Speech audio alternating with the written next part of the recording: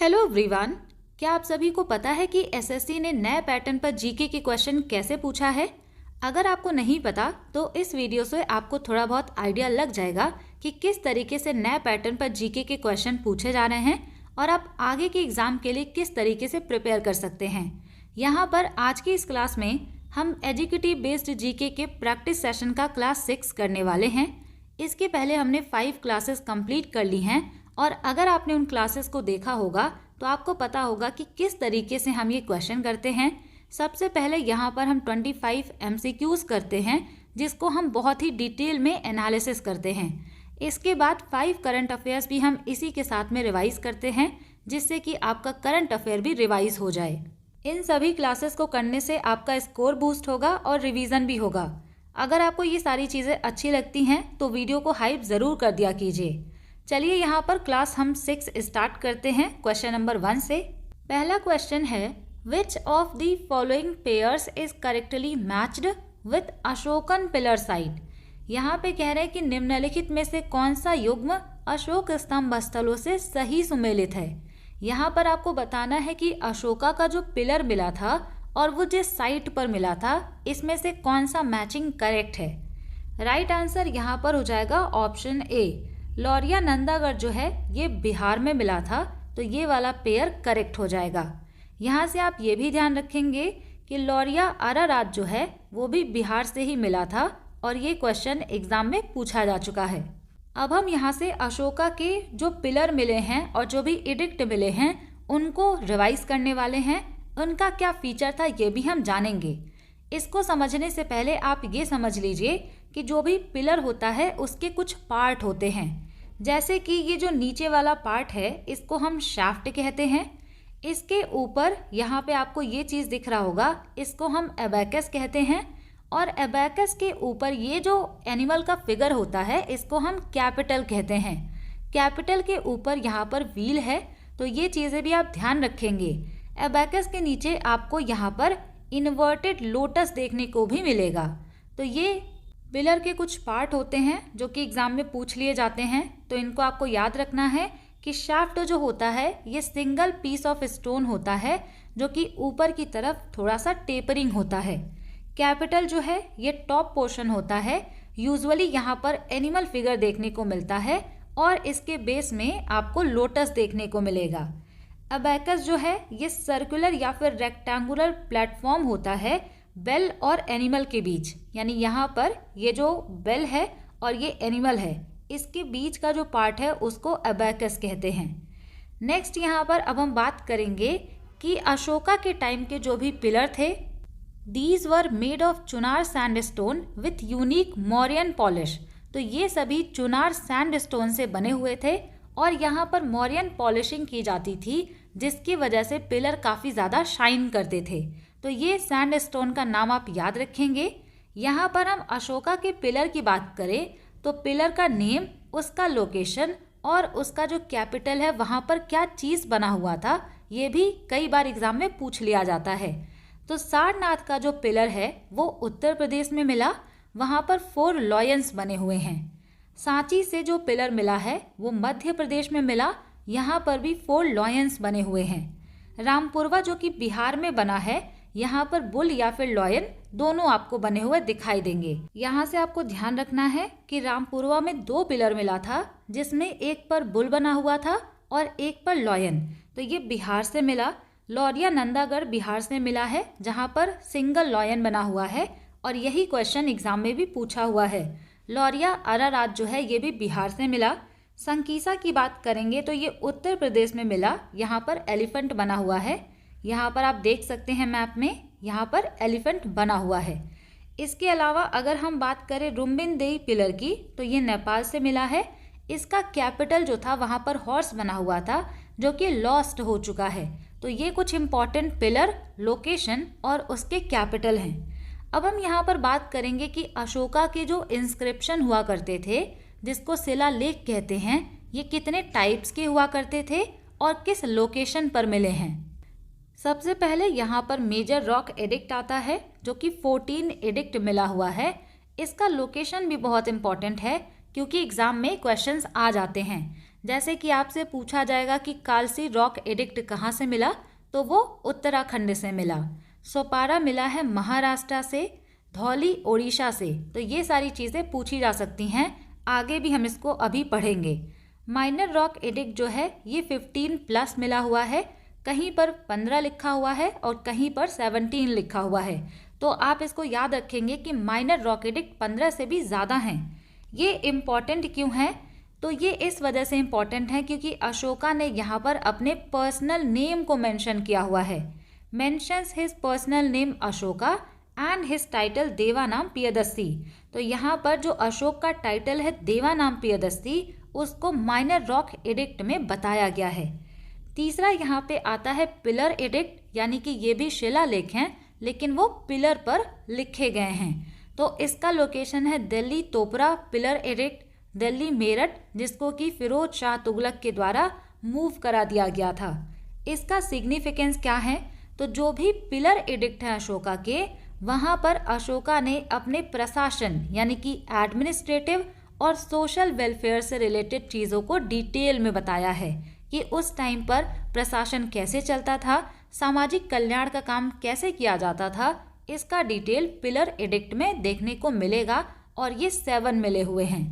Languages and script की अगर हम बात करेंगे तो अशोका का जो पिलर है इसमें सबसे ज़्यादा प्राकृत लैंग्वेज का यूज़ किया गया है, क्योंकि ये उस टाइम पर कॉमन लैंग्वेज हुआ करती थी और अशोका ने जो चीज़ें लिखवाई थी वो सभी को समझ में आए, इस वजह से प्राकृत लैंग्वेज का यूज़ किया गया था। सेकेंड नंबर पे ब्राह्मी स्क्रिप्ट का यूज़ किया गया मेजॉरिटी ऑफ इंडिया के लोकेशन के लिए। ये लेफ्ट टू राइट लिखा जाता है। खरोष्टी स्क्रिप्ट जो है ये नॉर्थ वेस्ट या फिर पाकिस्तान का जो आज का प्रोविंसेस है वहाँ के पिलर इंस्क्रिप्शंस के लिए खरोष्टी स्क्रिप्ट का यूज़ किया गया। इसको राइट टू लेफ्ट लिखा जाता है, ये एग्जाम में पूछा जा चुका है। ग्रीक एंड अरेमाइक जो लैंग्वेजेस हैं ये अफगानिस्तान यानी कि कांधार वाला जो एरिया है वहाँ के एडिक्ट और इंस्क्रिप्शन के लिए यूज़ किया गया था। तो ये काफ़ी ज़्यादा इम्पॉर्टेंट है, ग्रीक एंड अरेमाइक और खरोष्टी स्क्रिप्ट। अब यहाँ पे सवाल ये आता है कि अशोका ने जो चीज़ें लिखवाई वो हमें कैसे पता चला कि इन्होंने क्या लिखवाया। तो यहाँ पर नाम आता है जेम्स प्रिंसेप का। ही was the British scholar who first deciphered the Brahmi script in 1837। तो जेम्स प्रिंसेप ने ब्राह्मी स्क्रिप्ट को डिसाइफर किया था 1837 में, जिसकी वजह से अशोका का जो इंस्क्रिप्शन है पढ़ने और समझने में आसानी हुई। इसके अलावा अशोका का केव इंस्क्रिप्शन भी मिला है, जो कि बराबर केव्स बिहार में मिला है। और ये जो केव है ये डेडिकेटेड किया था अशोक ने आजीविका सेक्ट के लिए अपना टॉलरेंस दिखाते हुए। एक यहाँ पे आप ये भी याद रखेंगे, इलाहाबाद पिलर जो है अशोका का वो उत्तर प्रदेश में मिला है। ओरिजिनली इसको कहा जाता है कि ये कौशाम्बी में लिखवाया गया था, लेकिन बाद में इसको अकबर के द्वारा मूव करा दिया जाता है। और इलाहाबाद पिलर इंस्क्रिप्शन में आपको समुद्रगुप्त और जहांगीर से रिलेटेड कुछ इंस्क्रिप्शन भी देखने को मिलेंगे। उसी पर अशोका ने भी कुछ चीज़ें लिखवाई हैं। तोपरा एंड मेरठ पिलर जो हैं इन दोनों को सुल्तान फिरोज शाह तुगलक ने मूव करवा दिया था दिल्ली में। तो ये आपसे पूछा जा सकता है कि किसने मूव करवाया। अब यहाँ पर हम जो मेजर रॉक एडिक्ट मिले हैं 14, उसकी बात करेंगे कि वो कहाँ पर मिले हैं। गिरनार रॉक इंस्क्रिप्शन गुजरात से मिला है और ये जूनागढ़ फोर्ट के रास्ते में लोकेटेड है। कालसी उत्तराखंड से मिला है, देहरादून के पास में है और ये ओनली मेजर रॉक एडिक्ट है जो कि नॉर्थ इंडिया का है। सोपारा जो इंस्क्रिप्शन है वो महाराष्ट्र में मिला, मुंबई के पास में। धौली ओडिशा में मिला है और यहाँ पर रॉक कट एलिफेंट फीचर किया गया है। जौगड़ा जो है ये भी ओडिशा में मिला है जो कि गांजम डिस्ट्रिक्ट में लोकेटेड है। इरागुडी जो है ये आंध्र प्रदेश में मिला है, कुर्नूल डिस्ट्रिक्ट में ये लोकेटेड है। इसी तरीके से सहबाजगढ़ी यहाँ पे जो मेजर रॉक एडिक्ट है वो पाकिस्तान में मिला, खरोष्टी स्क्रिप्ट में लिखा गया है। मानसेरा ये जो इंस्क्रिप्शन है ये भी पाकिस्तान में मिला है, खरोष्टी में इसको लिखा गया है। कांधार यानी कि अफगानिस्तान का जो इंस्क्रिप्शन मिला है ये बाइलिंगुअल है, ग्रीक एंड अरेमाइक का यूज़ किया गया है। तो ये तो लोकेशन हो गया, इसका आइडिया आपको होना चाहिए। अब हम बात करेंगे कि ये जो एडिक्ट हैं इनमें क्या लिखवाया गया है। तो 14 मेजर रॉक एडिक्ट में जो भी इम्पॉर्टेंट चीज़ें हैं उसको यहाँ पर आपको हाईलाइटेड दिख रहा होगा। यहाँ पर हम पहले एडिक्ट की बात करेंगे। तो पहले एडिक्ट में अशोका ने कहा है कि एनिमल स्लॉटर यानी कि जानवरों की बलि नहीं दी जाएगी। फेस्टिवल के टाइम में जो भी एनिमल को किल किया जाता है उस पर अशोका ने बैन लगाया था। सेकेंड यहाँ पे जो है इसमें अशोका ने कहा कि ह्यूमन और एनिमल्स को मेडिकल केयर मिलना चाहिए। इसके अलावा इसी में अशोका ने चोला, पांड्या, सत्यपुत्र एंड केरला पुत्र जो कि साउथ की डायनेस्टीज हैं उनको भी मेंशन किया है। तीसरा यहाँ पे जो एडिक्ट है इसमें बताया गया है कि किस तरीके से अशोका अपना एडमिनिस्ट्रेशन चलाते थे। प्रदेशिका यानी कि जो डिस्ट्रिक्ट हेड थे, राजुका जो कि रूरल ऑफिसर थे, ये किस तरीके से धम्म का प्रचार करते थे। फोर्थ एडिक्ट में यहाँ पर धम्म घोष के बारे में बात की गई है। अशोका ने ये कहा कि भेरी घोष यानी कि वॉर की जगह पे हम धम्म घोष यानी कि साउंड ऑफ राइटियसनेस को प्रमोट करेंगे। तो ये यहाँ पर इम्पॉर्टेंट बन जाता है। फिफ्थ यहाँ पे जो एडिक्ट है इसमें अशोका ने कहा है every human is my child यानी कि सभी ह्यूमन जो हैं वो मेरे ही संतान हैं। और इसी में बताया गया है धम्म महामात्रास के बारे में। जब आप मौर्यन एम्पायर पढ़ेंगे तो वहाँ पर अशोका ने धम्म महामात्रास को नियुक्त किया था जिनका काम था धम्म का प्रचार करना। नेक्स्ट यहाँ पे आपको याद रखना है मेजर रॉक एडिक्ट 8 के बारे में। यहाँ पर अशोका का जो पहला धम्म यात्रा था बोध गया के लिए उसके बारे में बताया गया है। नेक्स्ट यहाँ पे आपको याद रखना है मेजर रॉक एडिक्ट यहाँ पे जो 13th नंबर का है इसमें कलिंगा वॉर के बारे में बताया गया है जो कि 261 BC में होता है। कई बार एग्जाम में पूछा जाता है कि कलिंगा वॉर के बारे में किस एडिक्ट में बताया गया है, तो ये 13th मेजर रॉक एडिक्ट में मेंशन किया गया है। इसके अलावा जो 14th है यहाँ पर जो भी इंस्क्रिप्शन है एम्पायर के आसपास जो लगाए गए हैं उनके बारे में मेंशन किया गया है। तो यहाँ से आपको सारी चीज़ें याद नहीं रखनी, जो इम्पॉर्टेंट है वो आप याद रखेंगे। यहाँ पर अब हम नेक्स्ट क्वेश्चन पर चलेंगे। Question number 2, the word Kumbh in Nyokum festival symbolises. यहाँ पे कह रहे हैं कि न्योकुम त्योहार में कुंभ शब्द का क्या अर्थ होता है। तो राइट आंसर यहाँ पे हो जाएगा ऑप्शन सी। कुंभ का मतलब यहाँ पर होता है कलेक्टिवनेस यानी कि सामूहिकता को कुंभ कहा जाता है। अब ये कौन सा फेस्टिवल है और कहाँ पर मनाया जाता है इसकी भी बात करेंगे। न्योकुम फेस्टिवल जो है ये नीशी ट्राइब के द्वारा मनाया जाता है और अगर आपसे पूछा जाए कि ये कहाँ पर मनाया जाता है तो इसको सेलिब्रेट किया जाता है अरुणाचल प्रदेश में। अरुणाचल प्रदेश की सभी इम्पॉर्टेंट फेस्टिवल्स को हमने ऑलरेडी कवर किया हुआ है। तो यहाँ पर हम बात करेंगे न्योकुम फेस्टिवल की particularly. The word Nyokum is derived from 2 roots in the Nyishi language. तो नीशी ट्राइब के द्वारा मनाया जाता है। उन्हीं के लैंग्वेज में न्योक का मतलब होता है लैंड या फिर अर्थ, कुंभ का मतलब होता है कलेक्टिवनेस, टुगेदरनेस या फिर यूनिटी। ये अरुणाचल प्रदेश में हर साल 26 फरवरी के आसपास मनाया जाता है। It is a pre harvest festival. ये एक प्री हार्वेस्ट फेस्टिवल है। प्री हार्वेस्ट फेस्टिवल का मतलब ये होता है कि ये हार्वेस्ट के पहले मनाया जाता है और यहाँ पर नीशी ट्राइब के लोगों के द्वारा गॉडेस न्योकुम से प्रे किया जाता है कि वो अपना ब्लेसिंग्स दें जिससे कि क्रॉप का प्रोडक्शन बहुत अच्छे तरीके से हो, नेचुरल कैलेमिटी से इनका प्रोटेक्शन हो। तो ये यहाँ पर ध्यान रखिएगा। इसका एक यूनिक फीचर ये है, यहाँ पर कोई भी परमानेंट आइडल यानी कि किसी भी मूर्ति की पूजा नहीं होती है। यहाँ पर टेम्परेरी प्रेयर स्ट्रक्चर बनाया जाता है बैम्बू का और उसको कहा जाता है युग्यांग और इसको रिचुअल के लिए ही बनाया जाता है। कोई अलग से यहाँ पर मूर्ति नहीं होती है। नेक्स्ट क्वेश्चन पर चलेंगे। यहाँ पर फिल इन द ब्लैंक्स। ए राग that contains 6 notes is classified under the dash जाति। यहाँ पे आपसे पूछा गया है कि 6 स्वरों वाले राग को किस जाति के अंतर्गत वर्गीकृत किया गया है। तो राइट आंसर यहाँ पर हो जाएगा ऑप्शन सी। उसको षड्व जाति कहते हैं जहाँ पर 6 नोट्स आपको देखने को मिलते हैं।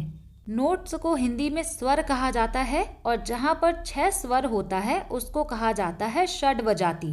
ये चीज़ मैंने आपको पहले की क्लासेस में भी बताया है कि ये जो नोट्स होते थे या फिर स्वर, इनको जाति में भी क्लासिफाई किया गया है। ए राग दैट कंटेन्स 6 नोट, जहाँ पर 6 नोट होते हैं उसको षड्व जाति कहा जाता है। इसके अलावा आप ये भी याद रखेंगे कि जाति जो होता है ये रागों का क्लासिफिकेशन होता है based on the number of notes, यानी कि किसी भी राग में कितने नोट्स हैं उसी के आधार पर यहाँ पर जाति डिसाइड किया जाता है। ये जो नोट्स हैं ये असेंडिंग यानी कि आरोह, डिसेंडिंग यानी कि अवरोह स्केल्स पर भी हो सकते हैं। यहाँ से कुछ जातियों के आपको नाम याद रखने हैं और उनमें नंबर ऑफ नोट्स कितना होता है ये भी आप याद रखेंगे। यहाँ पर आता है आदव जाति, जिसमें 5 नोट या फिर 5 स्वर आपको देखने को मिलेगा। इसको पेंटेटोनिक भी कहते हैं। फॉर एग्जाम्पल राग भूपाली जो है यहाँ पर 5 नोट्स आपको देखने को मिलते हैं। षड्व जाति में आपको 6 नोट्स देखने को मिलेगा, जैसे कि राग मारवा। संपूर्ण जाति जो है यहाँ पर आपको 7 नोट्स देखने को मिलेगा। इसको हेप्टोटोनिक कहते हैं, जैसे कि राग यमन। तो ये आप याद रखेंगे, 5 और 7 वाला भी पूछा जा सकता है। अगला क्वेश्चन है यहाँ पर question number 4। Which of the following statements about cricket dismissals is correct? Cricket में आउट होने के बारे में निम्नलिखित में से कौन सा कथन सही है? राइट आंसर यहाँ पर हो जाएगा option A, hitting the ball twice deliberately results in dismissal. जानबूझकर गेंद को 2 बार मारने पर आउट घोषित कर दिया जाता है। यहाँ पर क्रिकेट की बात आ गई है तो क्रिकेट का हिस्टोरिकल बैकग्राउंड जानेंगे, इसका जो मेजरमेंट होता है वो भी जानेंगे और क्रिकेट के जो इम्पोर्टेंट फॉर्मेट होते हैं उनको भी समझेंगे, क्योंकि इन सभी से प्रीवियस ईयर में क्वेश्चन बना हुआ है। यहाँ पर हम हिस्टोरिकल बैकग्राउंड की बात करते हैं तो क्रिकेट का ओरिजिन 16th सेंचुरी में इंग्लैंड से माना जाता है। फर्स्ट इंटरनेशनल मैच होता है यूएसए वर्सेस कनाडा के बीच में 1844 में। फर्स्ट टेस्ट मैच होता है इंग्लैंड वर्सेस ऑस्ट्रेलिया के बीच में 1877 में मेलबर्न में। फर्स्ट ओडीआई यानी कि पहला one day international England versus Australia के बीच में 1971 में होता है। आईसीसी यानी कि इंटरनेशनल क्रिकेट काउंसिल जो है इसको 1909 में बनाया जाता है, जिसका हेडक्वार्टर दुबई यूएई में है। अगर आप क्लास को देख रहे हैं तो मुझे कमेंट करके बताइएगा कि आईसीसी के इस टाइम पर प्रेसिडेंट कौन है। नेक्स्ट यहाँ पे है बीसीसीआई, जिसको board of control for cricket in India कहते हैं। इसका फुल फॉर्म, इसका फाउंडेशन ईयर और इसका हेडक्वार्टर CHSL 2024 के एग्जाम में क्वेश्चन पूछा गया था। तो ये बना था 1928 में। इसका हेडक्वार्टर है मुंबई में। अब हम यहाँ पर क्रिकेट के मेजरमेंट की बात करते हैं तो क्रिकेट का जो पिच होता है इसकी लेंथ होती है 22 यार्ड, जिसका मतलब है 20.12 मीटर्स। तो ये जो यार्ड वाला है ना, ये पूछा हुआ है एग्जाम में। पिच का जो विड्थ यानी कि चौड़ाई है वो 10 फीट होता है। बॉल का वेट भी ऑलरेडी पूछा हुआ है, 5.5 से लेकर के 5.75 आउंसेस तक होता है, जिसको अगर हम ग्राम में बदलेंगे तो 155.9 ग्राम से लेकर 163 ग्राम तक हो सकता है। स्टंप का यहाँ पे जो हाइट होता है वो 28 इंचेस होगा। बैट का जो मैक्सिमम लेंथ होता है वो 38 इंच हो सकता है और इसका चौड़ाई हो सकता है 4.25 इंचेस। बाउंड्री अगर आपसे पूछा जाए तो नॉर्मली ये जो बाउंड्री है ये 65 से 90 यार्ड के बीच में होता है जब आप सेंटर से देखेंगे। नेक्स्ट यहाँ पे आता है इम्पॉर्टेंट टर्मिनोलॉजी, यानी कि जो शब्दावली है क्रिकेट से रिलेटेड। इसमें आपको याद रखना है maiden over, hat trick, duck, century, power play कई बार पूछा हुआ है। फॉलो ऑन जो है ये टेस्ट क्रिकेट से रिलेटेड है। फील्डिंग पोजीशन में कुछ यहाँ पर टर्मिनोलॉजी का यूज़ किया जाता है, जैसे कि सिली पॉइंट, गली, slip, mid of, long on and square leg. Dismissal यहाँ पर होता है लेग बिफोर विकेट से, हिट विकेट, स्टम्प्ड, मैनकेडिंग। इसके अलावा डिलीवरी स्टाइल जो होता है इसमें यॉर्कर जो है एग्जाम में पूछा हुआ है, इसको स्टार मार्क कर लीजिएगा। यॉर्कर, इसके अलावा यहाँ पर चाइना मैन और कैरम बॉल इम्पॉर्टेंट हो सकता है। नेक्स्ट यहाँ पे हम बात करेंगे मेजर ट्रॉफीज एंड टूर्नामेंट की। तो क्रिकेट में सबसे यहाँ पर टॉप पर होता है इंटरनेशनल आईसीसी वर्ल्ड कप जो होता है ओडीआई और T20 का, चैंपियंस ट्रॉफी होता है, वर्ल्ड टेस्ट चैंपियनशिप और एशिया कप होता है। अगर हम डोमेस्टिक यानी कि इंडिया के इम्पॉर्टेंट ट्रॉफीज़ एंड कप्स की बात करेंगे जो कि क्रिकेट से रिलेटेड हैं, तो यहाँ पे फर्स्ट क्लास यहाँ पे टूर्नामेंट होता है रणजी ट्रॉफी। इसके बाद ईरानी कप होता है जहाँ पर रणजी ट्रॉफी के winner versus rest of India compete करते हैं। Vijay Hazare trophy ODI format से रिलेटेड है। Syed Mushtaq Ali trophy T20 format से रिलेटेड है। देवधर ट्रॉफी और दुलीप ट्रॉफी भी क्रिकेट से रिलेटेड है। अगर आपसे कुछ इंपॉर्टेंट रिकॉर्ड्स के बारे में पूछा जाए तो वो भी यहाँ पर हम रिवाइज करेंगे। फर्स्ट वर्ल्ड कप विनर जो है वो था वेस्ट इंडीज़ 1975 में। अगर आपसे पूछा जाए कि इंडिया ने वर्ल्ड कप कितने बार जीता है, तो इंडिया ने वर्ल्ड कप को 2 बार जीता है। एक बार 1983 में जब कैप्टन कपिल देव थे, 2011 में जब MS धोनी यहाँ पर कैप्टन थे। First cricketer to get Bharat Ratna अगर आपसे पूछा जाए तो वो भी सचिन तेंदुलकर हो जाएंगे। हाईएस्ट इंडिविजुअल टेस्ट स्कोर जो है वो ब्रियन लारा ने बनाया है 400 रन्स। मॉडर्न लीग की अगर हम बात करेंगे तो यहाँ पर आपसे IPL पूछा जा सकता है और विमेन प्रीमियर लीग भी पूछा जा सकता है, क्योंकि रिसेंटली यहाँ पर WPL हुआ है तो आपसे क्वेश्चन बनने के चांसेस हैं। IPL को हम कहते हैं इंडियन प्रीमियर लीग, जो कि 2008 में स्टार्ट हुआ था। फर्स्ट IPL का जो विनर है वो राजस्थान रॉयल्स हो जाएगा। कैप्टन थे शेन वॉर्ने। करंट चैंपियन की बात करेंगे तो 2025 में RCB यानी कि रॉयल चैलेंजर्स बेंगलुरु ने अपना पहला टाइटल जीता है। सबसे ज़्यादा टाइटल किसने जीता है, तो CSK यानी कि चेन्नई सुपर किंग्स ने इसको 5 बार जीता है। मुंबई इंडियंस ने भी इसको 5 बार जीता है। नेक्स्ट यहाँ पे हम बात करते हैं WPL यानी कि विमेंस प्रीमियर लीग की। इसको स्टार्ट किया गया था 2023 में। फर्स्ट WPL किसने जीता, तो मुंबई इंडियंस ने जीता था। कैप्टन हरमनप्रीत कौर थी उस टाइम पर। लेटेस्ट विनर की बात करेंगे तो अभी रिसेंट में हुआ है 2026 का विमेन प्रीमियर लीग, जिसको RCB ने जीता है और ये इनका दूसरा टाइटल है। इसमें सबसे ज़्यादा टाइटल किसने जीते हैं, तो मुंबई इंडियंस ने 2 बार जीता है। रॉयल चैलेंजर्स बेंगलुरु ने भी 2 बार जीता है। इसके अलावा एक इंटरेस्टिंग चीज़ ये है कि दिल्ली कैपिटल्स जो हैं ये हर बार विमेन प्रीमियर लीग के फाइनल में पहुंचे हैं, लेकिन जीते नहीं हैं ट्रॉफी को। तो 2023, 2024, 25 और 26 सभी में दिल्ली कैपिटल फाइनल में पहुंचा, लेकिन विमेन प्रीमियर लीग का ट्रॉफी इनको अभी तक नहीं मिला है।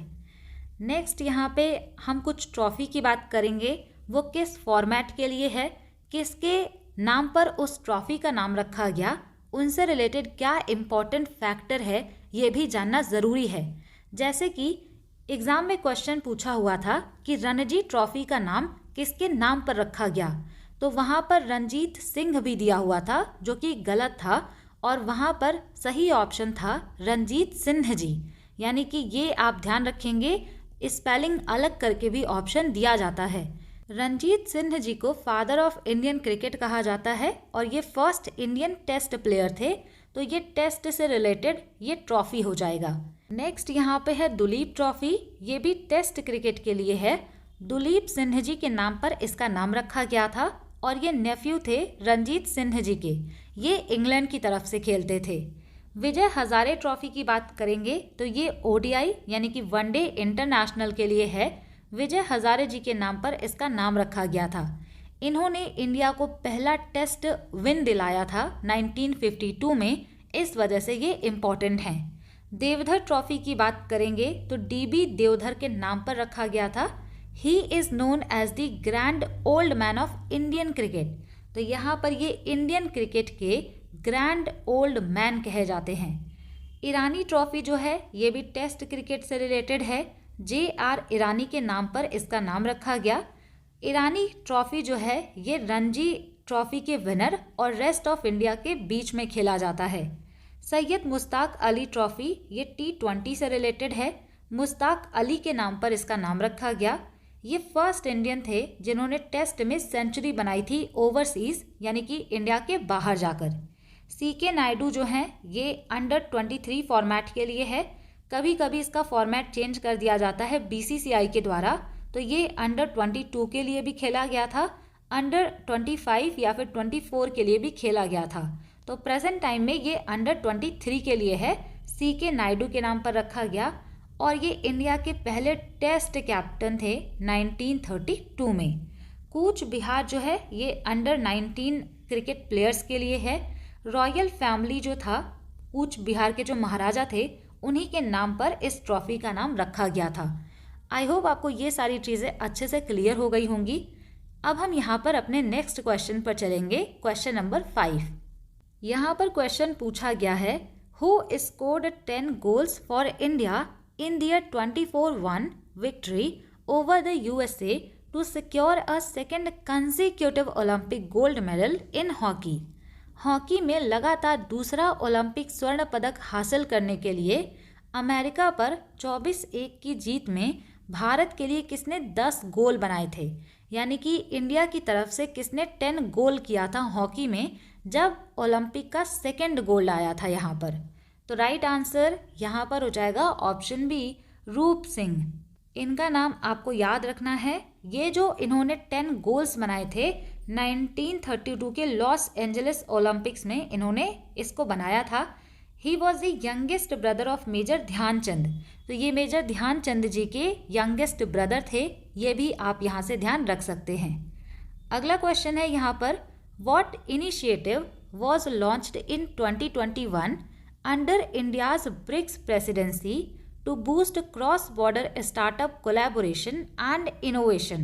क्वेश्चन में पूछा हुआ है, सीमा पार स्टार्टअप सहयोग और नवाचार को बढ़ावा देने के लिए भारत के ब्रिक्स प्रेसिडेंसी के तहत 2021 में कौन सी पहल शुरू की गई, यानी यहाँ पर क्रॉस बॉर्डर स्टार्टअप कोलैबोरेशन और इनोवेशन के लिए क्या इनिशिएटिव लॉन्च किया गया था, ये बताना है। तो यहाँ पर स्टार्टअप के लिए लॉन्च किया गया था ब्रिक्स स्टार्टअप फोरम। तो ये ऑप्शन बी जो है राइट आंसर हो जाएगा। ब्रिक्स से रिलेटेड सभी इंपॉर्टेंट चीज़ों को हमने ऑलरेडी क्लासेस में डिस्कस कर लिया है, इसी वजह से क्लासेस आपको सीक्वेंस में देखनी है। क्लास 1 से आप स्टार्ट करेंगे तभी आगे की क्लासेस देखिएगा। Question number 7, which statements about the Neeraj Chopra story the man who made history are correct. यहाँ पर एक बुक का नाम दिया हुआ है और उस बुक का नाम है the Neeraj Chopra story the man who made history. तो इस बुक के बारे में स्टेटमेंट दिया हुआ है और इसको पढ़ करके आपको बताना है कि कौन सा स्टेटमेंट सही है। पहला स्टेटमेंट है, it details Neeraj training mindset and challenges. यहाँ पर नीरज के प्रशिक्षण, मानसिकता और चुनौतियों का विवरण दिया गया है, यानी कि जो नीरज चोपड़ा हैं उनके ट्रेनिंग के बारे में यहाँ पर दिया गया है। सेकेंड यहाँ पे है, it was written by his former Olympian coach. इससे उनके पूर्व ओलंपियन कोच ने लिखा था। तो यहाँ पर राइट आंसर हो जाएगा ऑप्शन ए। पहला स्टेटमेंट सही है। ये जो बुक है ये नीरज चोपड़ा के ऊपर लिखा हुआ है, तो जाहिर सी बात है कि यहाँ पर उनके ट्रेनिंग, माइंडसेट और चैलेंजेस के बारे में बताया गया होगा। लेकिन इसको इनके ओलंपियन कोच के द्वारा नहीं लिखा गया है। किसके द्वारा लिखा गया है? तो इसको एक स्पोर्ट जर्नलिस्ट हैं नॉरिस प्रीतम, उनके द्वारा लिखा गया है। यहाँ पर अब नीरज चोपड़ा जी की बात आ ही गई है, तो इनसे रिलेटेड जितने भी इम्पोर्टेंट अचीवमेंट हैं उनको हम रिवाइज करेंगे 2 से 3 मिनट के अंदर, जिससे कि आगे कोई भी क्वेश्चन बने तो आप कर पाएँ। सबसे पहला सवाल आपसे पूछा जाएगा कि ये किस स्पोर्ट से रिलेटेड हैं, तो ये ट्रैक एंड फील्ड एथलीट हैं। Neeraj Chopra is widely regarded as India's greatest track and field athlete इनको माना जाता है। मेजर टाइटल एंड मेडल्स की बात करेंगे तो ये सबसे ज़्यादा लाइमलाइट में आते हैं अपने ओलंपिक गोल्ड के लिए, जो कि इनको 2020 के टोक्यो ओलंपिक में मिला था। He became the first Indian track and field athlete to win an Olympic gold medal with a throw of 87.58 metre, यानी कि ये पहले ट्रैक एंड फील्ड एथलीट थे इंडिया से जिन्होंने ओलंपिक में गोल्ड जीता था टोक्यो में 2020 में। और उस टाइम पे इन्होंने अपना जो जैवलिन यानी कि जो भाला है उसको कितनी दूर फेंका था ये भी पूछा जाता है। तो 87.58 मीटर। यहाँ पे आप ध्यान रखिएगा कि जैवलिन जो है इन्हीं से रिलेटेड है। आप मुझे कमेंट सेक्शन में बताइएगा कि इनके ऑनर में जैवलिन डे को हम किस दिन मनाते हैं। इसके अलावा 2024 में पेरिस ओलंपिक होता है, वहाँ पर इनको सिल्वर मेडल मिलता है और इन्होंने उस टाइम पर जैवलिन फेंका था 89.45 मीटर और उसी के साथ ये पहले इंडियन इंडिविजुअल बने थे जिन्होंने गोल्ड और सिल्वर जीता था कंसेक्यूटिव ओलंपिक में, यानी कि एक ओलंपिक में गोल्ड और उसके नेक्स्ट ओलंपिक में सिल्वर। अगला यहाँ पे हम बात करेंगे वर्ल्ड एथलेटिक्स चैंपियनशिप की। तो इसमें भी इन्होंने गोल्ड जीता है और सिल्वर भी। जब 2023 का वर्ल्ड एथलेटिक्स चैंपियनशिप हो रहा था बुदापेस्ट हंगरी में, उस टाइम इनको गोल्ड मिला था और तब भी ये पहले इंडियन बने थे वर्ल्ड चैंपियनशिप में गोल्ड जीतने वाले। इन्होंने अपना जैवलिन फेंका था 88.17 मीटर। यही वर्ल्ड एथलेटिक्स चैंपियनशिप 2022 में यूजिनी यूएसए में हुआ था, तो उस टाइम पर इनको सिल्वर मिला था और इसमें सिल्वर जीतने वाले भी ये पहले इंडियन बने थे 2022 में। उस टाइम पर इन्होंने अपना जैवलिन फेंका था 88.13 मीटर। इसके अलावा अगर हम एशियन गेम्स की भी बात करेंगे तो इन्होंने 2 टाइम कंसेक्यूटिव गोल्ड जीता है एशियन गेम्स में, यानी कि लगातार 2 साल इन्होंने एशियन गेम में गोल्ड जीता। 2018 का जब हुआ था तब भी गोल्ड मिला, 2023 का जब हुआ था तब भी गोल्ड मिला। 2018 का एशियन गेम जकार्ता इंडोनेशिया में हुआ था, 2023 का हंगझाऊ चाइना में हुआ था। He became the first Indian to win the Diamond League trophy in 2022 in Zurich Switzerland. ये पहले इंडियन बने थे डायमंड लीग ट्रॉफी जीतने वाले, जो कि ज्यूरिच स्विट्जरलैंड में हुआ था 2022 में। इनका जैवलिन थ्रो उस टाइम पर था 88.44 मीटर। इसके अलावा भी इन्होंने कई सारे गोल्ड जीते हैं। कॉमनवेल्थ में गोल्ड मिला, एशियन चैंपियनशिप में गोल्ड मिला, वर्ल्ड अंडर 20 चैंपियनशिप में 2016 में गोल्ड मिला और इन्होंने अपना पर्सनल बेस्ट खेला था जब दोहा डायमंड लीग चल रहा था 2025 में। 90.23 मीटर इन्होंने अपना जैवलिन फेंका, लेकिन तब भी इनको उसमें सिल्वर मेडल मिला था क्योंकि इनसे भी ज़्यादा दूर किसी ने जैवलिन फेंका था, तो इनका सेकेंड रैंक था। अंडर 20 का जो वर्ल्ड रिकॉर्ड है 2016 में इन्होंने अपना जैवलिन फेंका था 86.48 मीटर दूर। इस रिकॉर्ड को अभी अंडर 20 में किसी ने ब्रेक नहीं किया है, तो ये रिकॉर्ड अभी भी बना हुआ है। अगर हम इनसे रिलेटेड इम्पॉर्टेंट अवार्ड की बात करेंगे तो इनको पद्मश्री दिया गया 2022 में, जो कि इंडिया का 4th हाईएस्ट सिविलियन ऑनर है। इस स्पोर्ट अवार्ड में इनको मेजर ध्यानचंद खेल रत्न अवार्ड दिया गया 2021 में और अर्जुना अवार्ड दिया गया 2018 में। तो ये इम्पॉर्टेंट चीज़ें हैं नीरज चोपड़ा से रिलेटेड। उन्होंने कौन कौन सी चीज़ें जीती हैं सब कुछ हमने यहाँ पर कवर किया है। अगले क्वेश्चन पर चलेंगे। क्वेश्चन नंबर 8 है यहाँ पर और आपसे पूछा गया है natural levees are most commonly associated with which of the following environments. प्राकृतिक तटबंध सामान्यतः निम्नलिखित में से किस वातावरण से जुड़े हैं, यानी कि जो लीवीज का फॉर्मेशन होता है ये कहाँ पर होता है आपको बताना है। राइट आंसर यहाँ पर हो जाएगा option B, flood plains of large river. बड़ी नदियों के बाढ़ के जो मैदान होते हैं वहाँ पर प्राकृतिक रूप से तटबंध बन जाता है।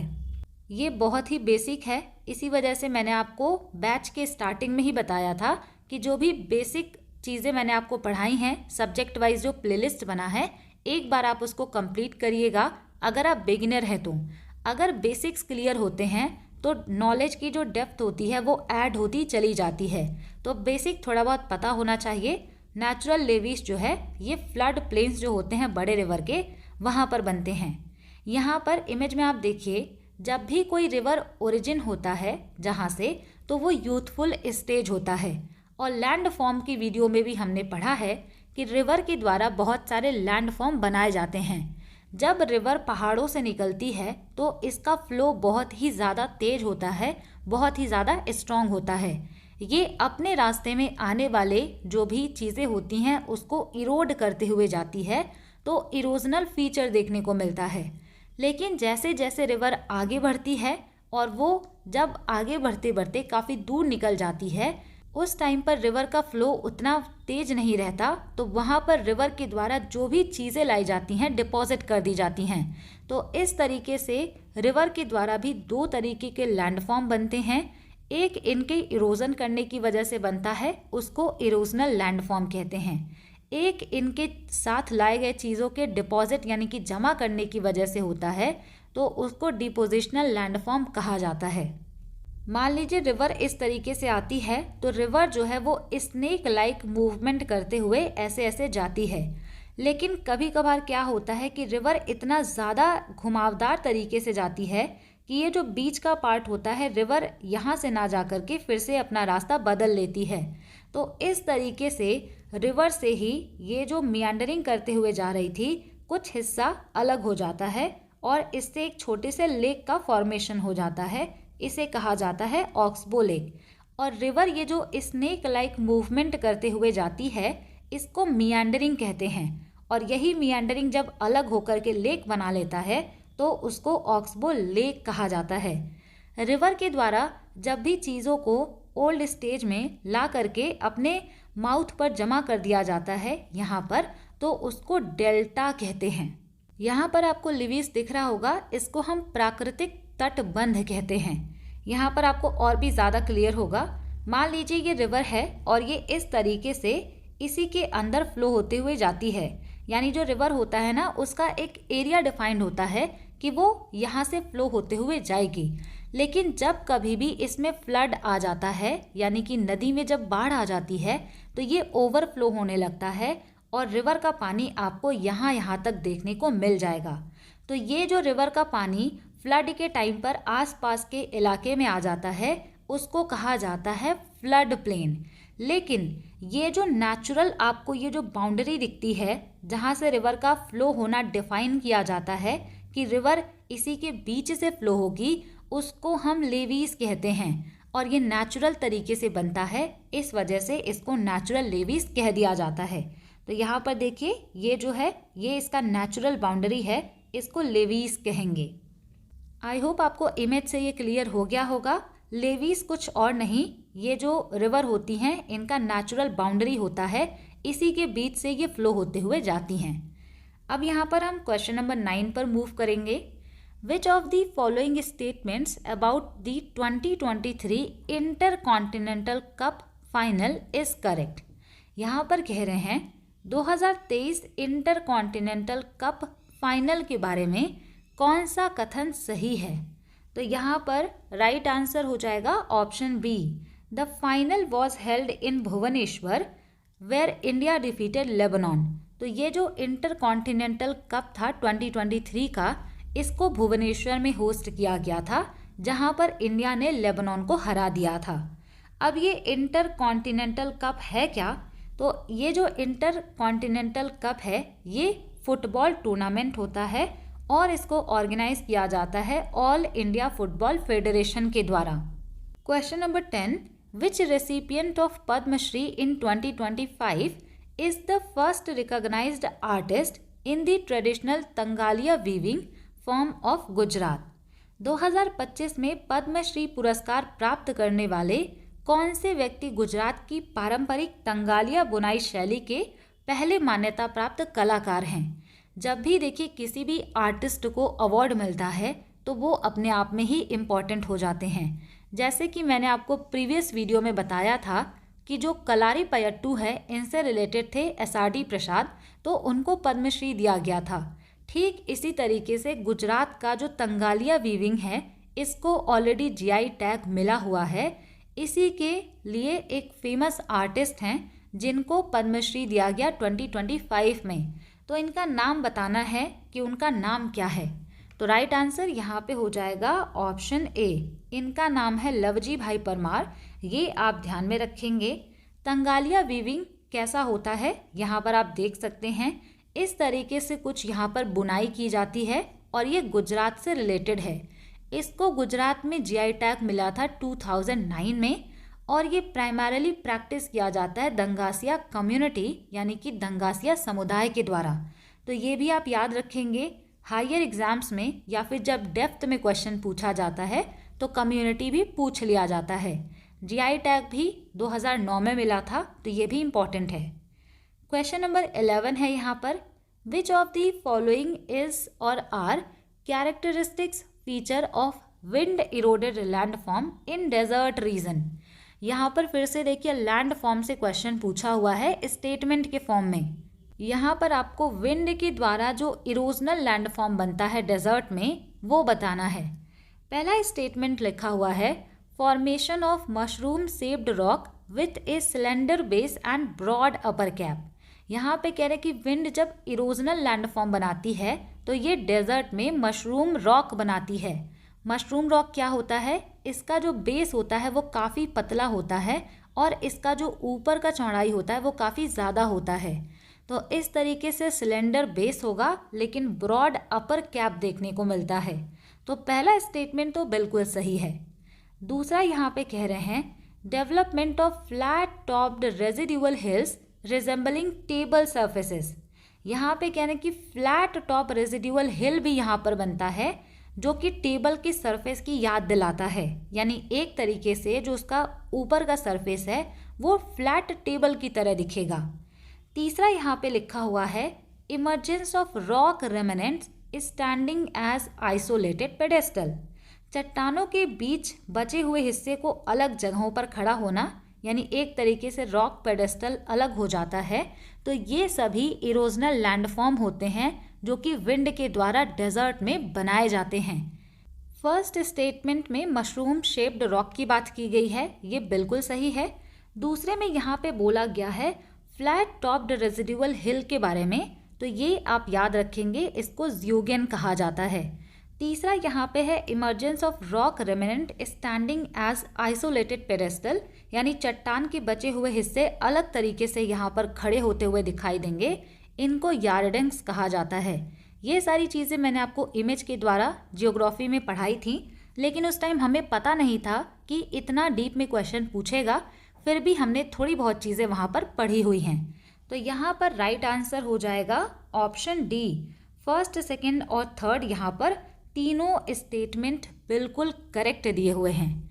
यहाँ पर अब हम विंड के द्वारा बनाए गए लैंडफॉर्म्स को पढ़ेंगे। विंड क्या होता है, it shapes the landscape through two main processes. जिस तरीके से रिवर्स के द्वारा इरोजन और डिपोजिशन करके लैंडफॉर्म बनाया जाता है, ठीक इसी तरीके से जो विंड होता है इसमें भी दो मेन प्रोसेस होते हैं लैंडफॉर्म बनाने के। इरोजन के द्वारा भी यहाँ पर लैंडफॉर्म बनाया जाता है और डिपोजिशन के द्वारा भी। इरोजन का मतलब होता है वियरिंग थिंग्स डाउन, यानी कि चीज़ों को यहाँ पर काट दिया जाता है विंड के द्वारा। डिपोजिशन का मतलब होता है बिल्डिंग थिंग्स अप, यानी चीज़ों का यहाँ पर डिपॉजिट किया जाता है और उसकी वजह से लैंडफॉर्म बनता है। यहाँ पर अब हम बात करेंगे लैंडफॉर्म्स क्रिएटेड बाय विंड की। तो सबसे पहले यहाँ पर आता है इरोजनल लैंडफॉर्म। विंड के इरोजन करने से कौन सा यहाँ पर लैंडफॉर्म बनेगा, तो इसमें भी सबसे पहले आता है मशरूम रॉक। विंड जो होते हैं ये अपने साथ बहुत सारे सैंड को कैरी करते हुए ले जाते हैं। जैसे जैसे ये आगे जाते हैं इनकी स्पीड बहुत तेज होती है, तो ये रॉक के नीचे वाले हिस्से को ज़्यादा इरोड कर देते हैं और ऊपर वाला हिस्सा उतना ज़्यादा इरोड नहीं हो पाता। तो इस तरीके से नीचे वाला हिस्सा ज़्यादा इरोड होगा तो वो काफ़ी पतला होगा, और ऊपर वाला हिस्सा ज़्यादा इरोड नहीं होता तो वो थोड़ा सा ब्रॉड होता है। तो इस तरीके से जब इरोजन किया जाएगा तो मशरूम रॉक का फॉर्मेशन होता है। अगर आपको यहाँ पर अच्छे से नहीं समझ आया तो हम इमेज देख लेते हैं। ये जो इमेज में आपको दिख रहा है इसी को कहा जाता है मशरूम रॉक। यहाँ पे ग्राउंड के पास में जो भी हवाएं चलती हैं वो नीचे का जो रॉक होता है उसको बहुत तेजी से इरोड कर देती हैं, और ऊपर वाला जो हिस्सा होता है वहाँ पर उतना ज़्यादा इरोजन नहीं हो पाता। तो नीचे जब ज़्यादा इरोजन होगा तो इसका बेस काफ़ी पतला हो जाएगा, और ऊपर इरोजन कम होने की वजह से इसका बेस ब्रॉड होता है। तो इस तरीके से मशरूम शेप का यहाँ पर फॉर्मेशन होता है, इसी को कहा जाता है मशरूम रॉक। तो ये यहाँ पर विंड के इरोजन होने की वजह से बनता है। सेकेंड, यहाँ पे यार्डंग्स लिखा है, डिफ्लेशन हॉलो है, वेंटी फैक्ट्स है, तो इसकी भी हम बात कर लेते हैं।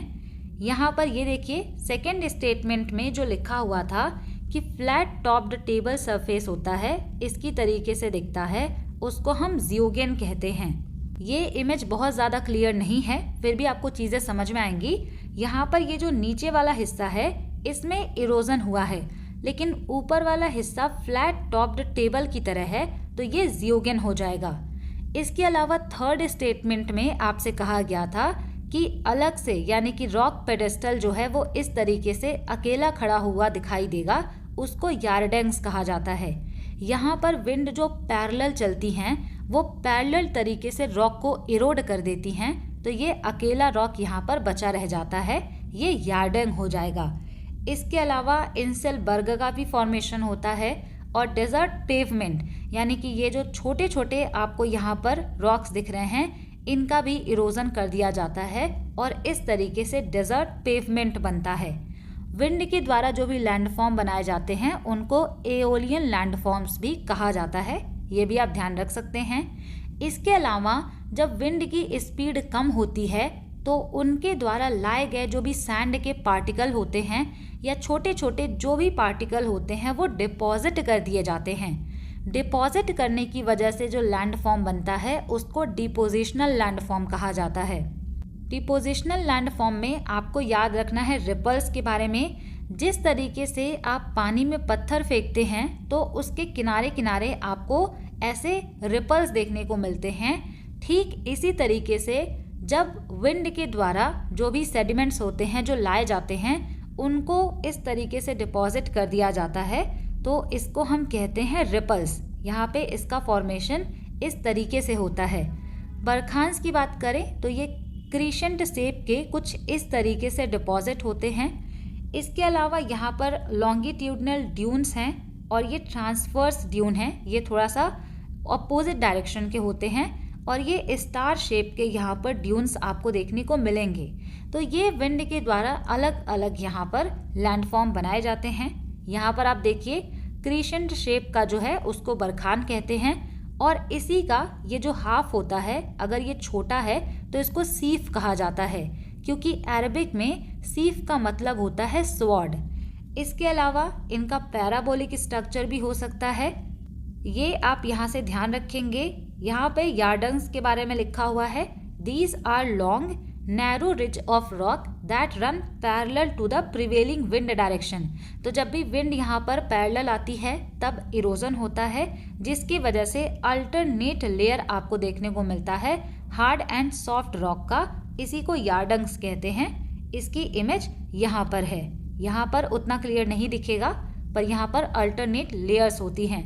डिफ्लेशन हॉलो जो होता है, जब भी विंड यहाँ पे चलती है तो वो छोटे छोटे जो लूज या फाइन सेडिमेंट होते हैं उनको अलग अलग पार्ट से उठा ले जाती है। वहाँ पर बीच में डिप्रेशन यानी कि गड्ढा बन जाता है या बाउल शेप बन जाता है, उनको हम डिफ्लेशन हॉलो कहते हैं। इसका इमेज भी आप यहाँ पर देख पाएंगे, कुछ इस तरीके से होता है। मान लीजिए यहाँ पर जो भी पार्टिकल हैं वो काफ़ी ज़्यादा लूज हैं और काफ़ी ज़्यादा फाइन हैं, तो जब तेज हवा चलेगी तो इसके बीच के पार्टिकल्स को वो अपने साथ लेके चली जाएगी, यहाँ पर गड्ढा बन जाता है, उसी को डिफ्लेशन हॉलो कहा जाता है। इसके अलावा वेंटी फैक्ट जो होते हैं ये छोटे छोटे स्टोन या फिर पेबल्स होते हैं जो कि कांस्टेंट विंड चलने की वजह से थोड़ा ऐसा लगता है कि उनमें पॉलिश कर दिया गया है। इसका तो इमेज यहाँ पर नहीं है पर इसको आप अलग से ध्यान रखेंगे। नेक्स्ट यहाँ पर हम बात करेंगे कि विंड के द्वारा जब कोई चीज़ें डिपॉजिट की जाती हैं, जमा की जाती हैं, तब कौन सा लैंडफॉर्म बनेगा। तो यहाँ पे सबसे पहले आप ध्यान रखेंगे सैंड ड्यून्स के बारे में। मोस्ट आइकॉनिक विंड लैंडफॉर्म है। Depending on wind direction and sand supply they take different shape, यानी कि विंड के डायरेक्शन और कितना ज़्यादा वहाँ पर सैंड को डिपॉजिट किया जा रहा है, इसके आधार पर सैंड ड्यून अलग अलग टाइप के हो सकते हैं। बरखांस जो होते हैं ये क्रीशेंट शेप के हो सकते हैं।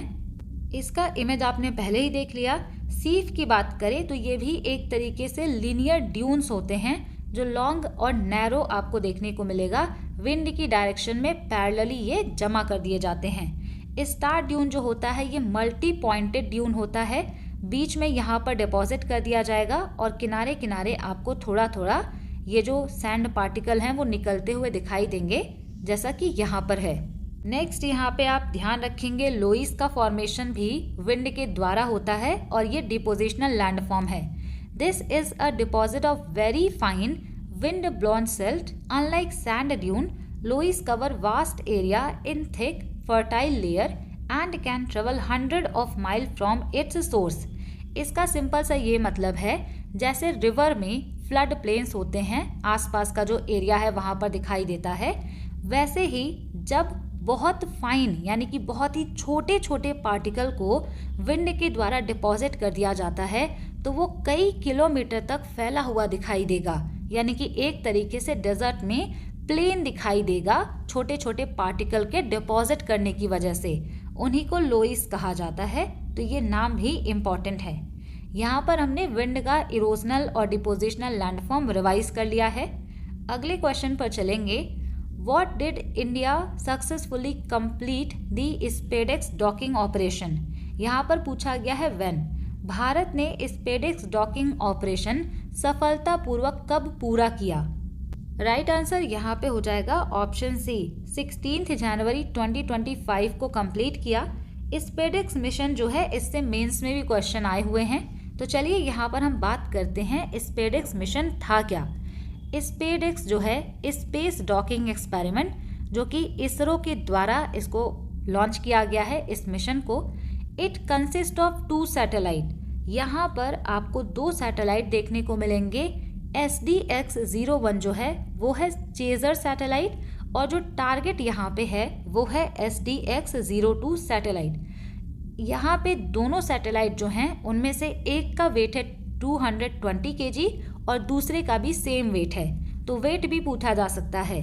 दे were launched together by the PSLV C60 on December 30, 2024। इन सभी को 30 दिसंबर 2024 को PSLV C60 से लॉन्च किया गया था।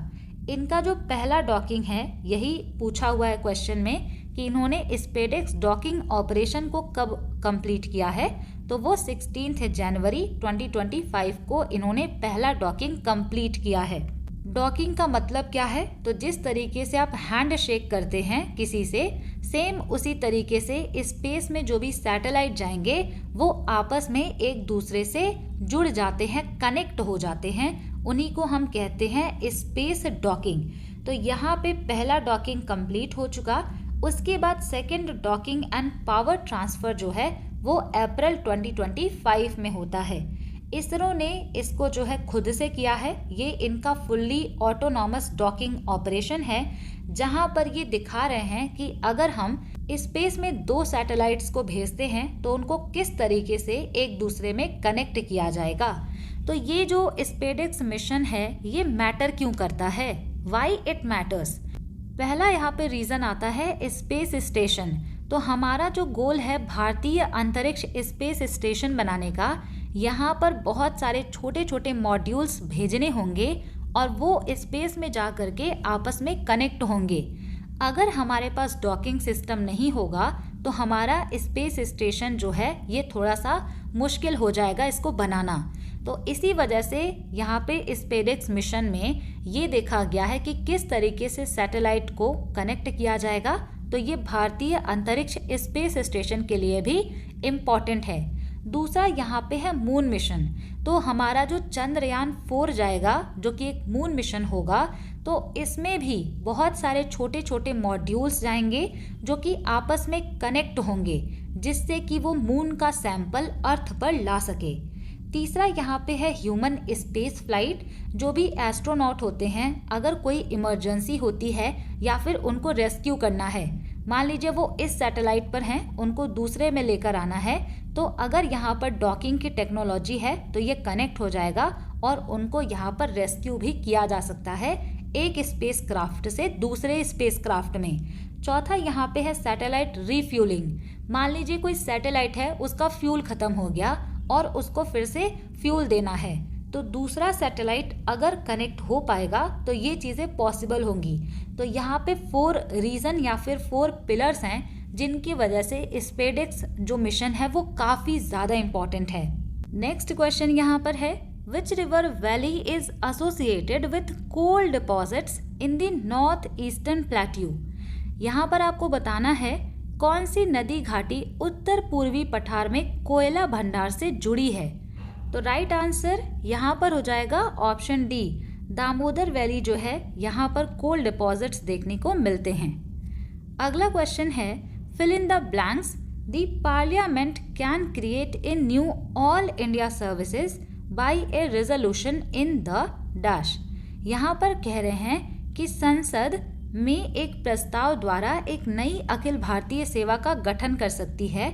तो किसके द्वारा ये ऑल इंडिया सर्विसेज क्रिएट की जा सकती हैं? तो यहाँ पर राज्यसभा का पावर आपको ज़्यादा देखने को मिलेगा। राइट आंसर यहाँ पर है ऑप्शन ए, राज्यसभा जो है ये न्यू ऑल इंडिया सर्विसेज को क्रिएट कर सकते हैं एक रिजोल्यूशन के द्वारा। नेक्स्ट क्वेश्चन नंबर 15 है, यहाँ पर असर्शन और रीजन दिया हुआ है। इन दोनों को पढ़ करके आपको करेक्ट वाला स्टेटमेंट बताना है। असर्शन में दिया हुआ है, India is developing a third launch pad TLP at Satish Dhawan Space Centre Sriharikota. यहाँ पर आपसे कह रहे हैं कि India third launch pad develop कर रहा है सतीश धवन स्पेस सेंटर पर। रीजन यहाँ पर बताया गया है, the third launch pad is designed to boost launch frequency and accommodate larger next generation launch vehicles like NGLV।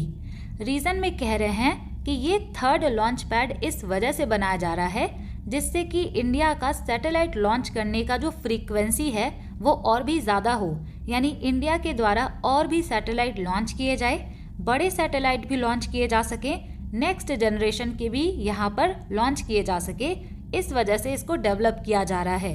तो यहाँ पर दोनों ही बिल्कुल सही हैं।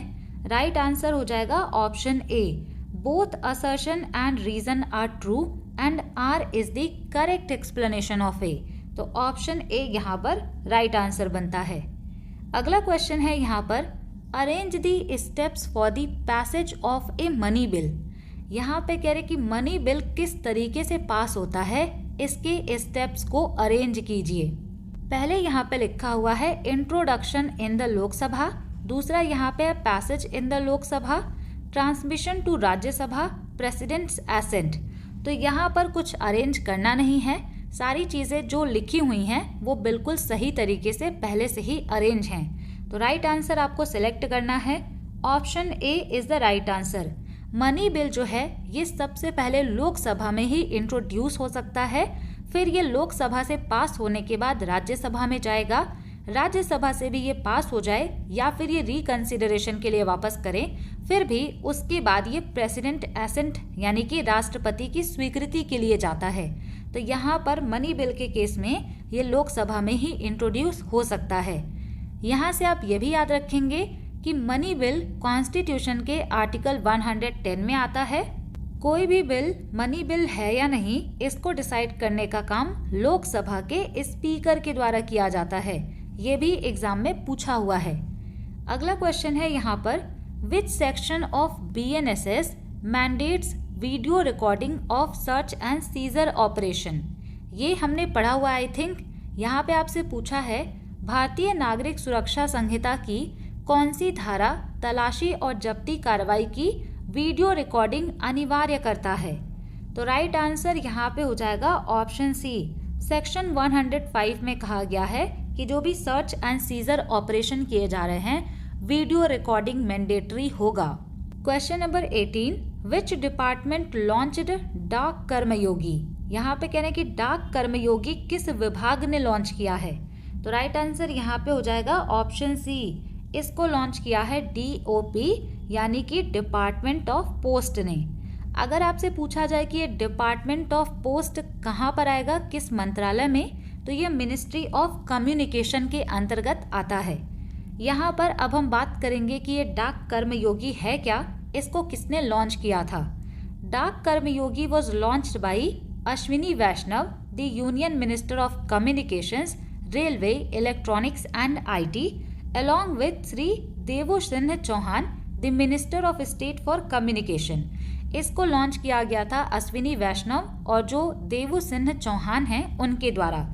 The portal was officially inaugurated on June 28, 2022 at the eastern auditorium, India habitat centre in new Delhi.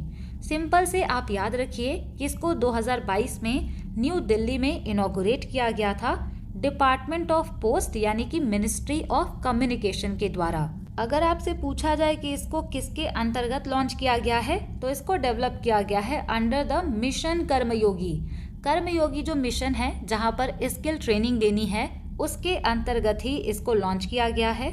अगर हम इसके एम यानी कि इसके लक्ष्य की बात करेंगे, it aims to enhance the skills and competencies of approximately 4 lakh Gramin Dak Sevak, rural post service and departmental employees. तो जो भी पोस्ट सर्विसेज से रिलेटेड हैं 4 लाख लोगों को यहाँ पर स्किल की ट्रेनिंग देनी है, उनका स्किल बढ़ाना है, इस वजह से इसको लॉन्च किया गया है।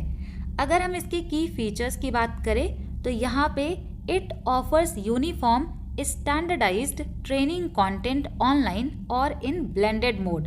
तो यहाँ पर जो ट्रेनिंग है वो यूनिफॉर्म होगा, एक समान, ऑनलाइन या फिर ऑनलाइन ऑफलाइन दोनों मिला करके भी दिया जा सकता है। Training is available in 12 Indian languages. तो यहाँ पे 12 इंडियन लैंग्वेजेस में ट्रेनिंग को दिया जाएगा, जिससे कि जो लोग कोई लैंग्वेज नहीं भी जानते हैं तो वो अपने लैंग्वेज में उसको सीख पाएं। It focuses on improving G2C service delivery, यानी कि गवर्नमेंट टू सिटीजन जो सर्विस दिया जाता है उसको इम्प्रूव करने पर फोकस करता है। इससे रिलेटेड अगर हम रीसेंट अपडेट की बात करेंगे तो मार्च 2024 में जो फेज 2 था इस प्रोजेक्ट का वो कंप्लीट हो गया। 25 नए कोर्सेज इस प्लेटफॉर्म पर ऐड कर दिए गए हैं, जिससे कि पोस्टल वर्क फोर्स में जो लोग हैं उनके स्किल को और भी बढ़ाया जाए, चीज़ों को मॉडर्नाइज किया जा सके। तो ये चीज़ें आप याद रखेंगे। नेक्स्ट क्वेश्चन यहाँ पर है, according to the 2025 energy transition index which is a key priority for integrating renewables. 2025 ऊर्जा संक्रमण सूचकांक के अनुसार नवीकरणीय ऊर्जा को एकीकृत करने के लिए प्रमुख प्राथमिकता क्या है। यहाँ पर ये जो इंडेक्स है बहुत इंपॉर्टेंट है, क्योंकि आगे भी इस पर आपको क्वेश्चंस देखने को मिलेगा। ऑप्शन सी यहाँ पर राइट आंसर है। Modernising and digitalising power grids and storage system, विद्युत ग्रिड और भंडारण प्रणालियों का आधुनिकीकरण और डिजिटलीकरण जो है इसमें प्रायोरिटी दिया गया है रिन्यूएबल एनर्जीज में। अब हम यहाँ पर एनर्जी ट्रांजिशन इंडेक्स 2025 की बात करेंगे। इसमें कौन से पिलर होते हैं, इंडिया का क्या रैंक है और कौन सी फर्स्ट कंट्री है। तो ये जो एनर्जी ट्रांजिशन इंडेक्स है इसको वर्ल्ड इकोनॉमिक फोरम के द्वारा रिलीज किया जाता है। यहाँ पर इसको आप 5 स्टार मार्क कर लीजिए। एनर्जी ट्रांजिशन इंडेक्स जो है वर्ल्ड इकोनॉमिक फोरम रिलीज करता है। इनका रीसेंट एडिशन 2025 जून में लाया गया था। यहाँ पर 118 कंट्रीज को balance energy security, equity and sustainability के आधार पर रैंकिंग दी जाती है। टॉप 5 कंट्रीज की अगर हम बात करेंगे, एनर्जी ट्रांजिशन इंडेक्स में स्वीडन को पहला रैंक मिला है, फिनलैंड को सेकेंड, डेनमार्क को थर्ड, नॉर्वे चौथे नंबर पे है और स्विट्जरलैंड यहाँ पर 5th नंबर पे है। इंडिया के परफॉर्मेंस की अगर हम बात करेंगे तो एनर्जी ट्रांजिशन इंडेक्स 2025 में इंडिया का रैंक हो जाएगा 71। तो यहाँ पे हमारा जो रैंकिंग है वो खराब हुआ है। A drop of 8 places from 63rd in 2024। 2024 में इंडिया का रैंक था यहाँ पर 63rd और अब यहाँ पर 71 हो गया है। यहाँ पर यह भी बताया गया है कि इंडिया में कौन सी चीज़ें अच्छी हैं, द गुड यानी उसकी भी बात की गई है, और चैलेंजेस क्या हैं इंडिया के लिए इस पर भी बात की गई है। India was praised for improvement in energy efficiency, clean fuel access and lowering methane emission. India की तारीफ की गई है क्योंकि इंडिया ने एनर्जी इफिशियंसी में इम्प्रूवमेंट किया, क्लीन फ्यूल एक्सेस करने का यहाँ पे प्रयास किया है, मीथेन गैस का इमिशन भी कम किया है। चैलेंजेस अगर हम यहाँ पे देखें तो इंडिया का रैंक यहाँ पे जो कम हुआ है वो ट्रांजिशन रेडीनेस की वजह से कम हुआ है। यानी कि जो हमारा ट्रांजिशन है वो उतना अच्छे तरीके से प्रिपेयर्ड नहीं है। जैसे कि ग्रिड रिलायबिलिटी यहाँ पर ठीक नहीं है, कंटिन्यूड कोल डिपेंडेंस यानी कि अभी भी कोल पर डिपेंडेंस है, और इंफ्रास्ट्रक्चर इन्वेस्टमेंट अभी भी और ज़्यादा चाहिए ताकि इंफ्रास्ट्रक्चर भी सही हो सके। तो ये चैलेंजेस हैं और ये अच्छी बात है। ग्लोबल ट्रेंड की अगर हम बात करेंगे तो 65 कंट्रीज़ ने अपना जो स्कोर है वो इम्प्रूव किया है 2025 में, तो ये यहाँ पर इम्प्रूवमेंट मिला। एआई इम्पैक्ट की बात करेंगे तो ग्लोबल एनर्जी डिमांड 2.2% यहाँ पर इंक्रीज हो गया है, क्योंकि एआई का जो डाटा सेंटर और कूलिंग होता है इसको बहुत ज़्यादा पावर लगती है। इन्वेस्टमेंट गैप भी यहाँ पर देखने को मिला है। क्लीन एनर्जी में जो इन्वेस्टमेंट है वो $2 ट्रिलियन पहुँच चुका है, लेकिन फिर भी इस रिपोर्ट में ये कहा गया कि अगर हमें क्लाइमेट के जो भी गोल्स हैं उसको सही करना है, उसको पूरा करना है, तो हमें 2030 तक यहाँ पर $5.6 ट्रिलियन की ज़रूरत होगी। अब हम यहाँ पर बात करते हैं कि ये किस फ्रेमवर्क पर बना है, कितने डायमेंशन हैं। तो यहाँ पर जो भी डायमेंशन है वो आपको 8 डायमेंशंस देखने को मिलेंगे और यहाँ पर 2 पिलर है। पहला पिलर यहाँ पे होता है सिस्टम परफॉर्मेंस। किसी भी कंट्री का जो एनर्जी से रिलेटेड सिस्टम है उसका परफॉर्मेंस क्या है।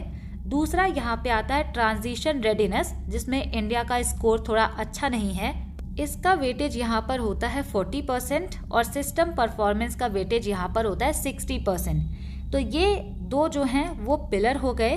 अब पिलर के अंदर यहाँ पर डायमेंशंस देखने को मिलेंगे, जैसे कि एनर्जी इक्विटी, लोगों के पास एनर्जी का एक्सेस कितना है और वो कितना अफोर्डेबल है किसी भी हाउस होल्ड या किसी भी इंडस्ट्री के लिए, वो एनर्जी इक्विटी में देखा जाता है। एनर्जी सिक्योरिटी में ये देखा जाता है कि जो भी एनर्जी सप्लाई हो रहा है वो भरोसेमंद है या नहीं, जो पावर ग्रिड हैं वो मजबूत हैं या नहीं, और जो भी एनर्जी सोर्सेज हैं उसमें कितना डाइवर्सिटी है, यानी इंपोर्ट पे तो डिपेंड नहीं रहना पड़ रहा है।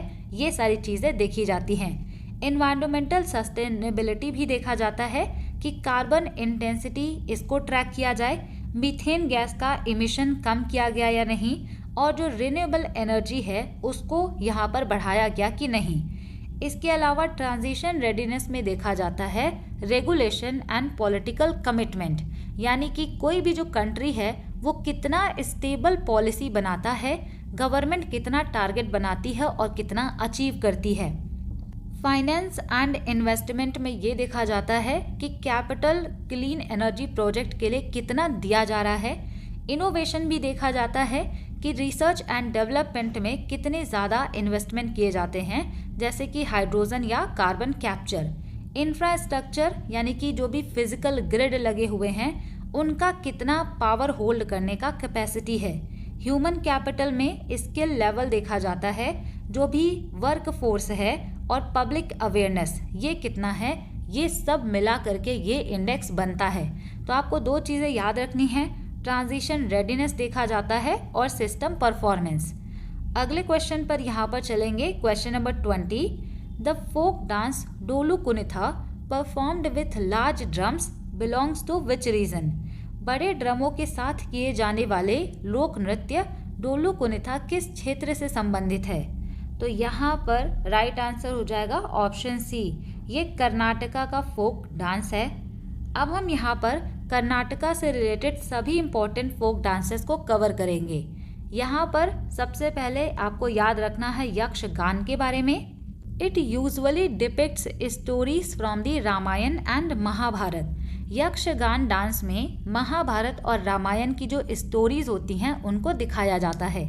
दूसरा यहाँ पे डोलू कुनिथा, जो कि हमने यहाँ पर क्वेश्चन में ही देखा, ये पावरफुल रिदमिक डांस परफॉर्मेंस होता है जो कि कुरुबा कम्युनिटी के मेन के द्वारा किया जाता है। यहाँ पर लार्ज ड्रम होते हैं जिसको डोलू कहते हैं और इसको कलरफुल कपड़ों से उसको डेकोरेट किया जाता है। नेक्स्ट यहाँ पे कामसाले डांस आता है जो कि लॉर्ड मील महादेश्वर को डेडिकेटेड होता है। उनके जो डांसर्स होते हैं वो कामसाले यूज़ करते हैं। कामसाले क्या होता है? ये ब्रास के सिंबल होते हैं जो वो यूज़ करते हैं, इसी वजह से इस डांस का नाम है कामसाले। गोदावरा कुनिथा यहाँ पर आता है नेक्स्ट नंबर पे। इसको लॉर्ड शिवा के जो भक्त होते हैं, डिवोटीज, उनके द्वारा परफॉर्म किया जाता है। The dancers wear a unique costume consisting of a black woollen rug and is distinct head gear made of bear hair. तो बियर के बालों से जो बना हेड गियर होता है वो ये पहनते हैं और यूनिक तरीके के कॉस्ट्यूम होते हैं। अगला यहाँ पे फोक डांस है सुग्गी कुनिथा। ये ट्रेडिशनली जो है फार्मिंग कम्युनिटी के द्वारा परफॉर्म किया जाता है हार्वेस्ट सीजन में, जिसको सुग्गी कहते हैं। डांसर्स यहाँ पे ब्यूटीफुल और बर्ड लाइक हेड गियर पहनते हैं और अपने साथ स्टिक्स यानी कि छड़ी को कैरी करते हैं। पात कुनिथा की अगर हम बात करेंगे तो यहाँ पे एक्सट्रीमली लॉन्ग बैम्बू पोल्स का यूज़ किया जाता है, जिसको पात कहा जाता है, और इसको कलरफुल रिबन से डेकोरेट किया जाता है। यहाँ पर ग्रेट बैलेंस दिखाया जाता है स्केल का। ये पॉपुलर है मैसूर एंड मांड्या में।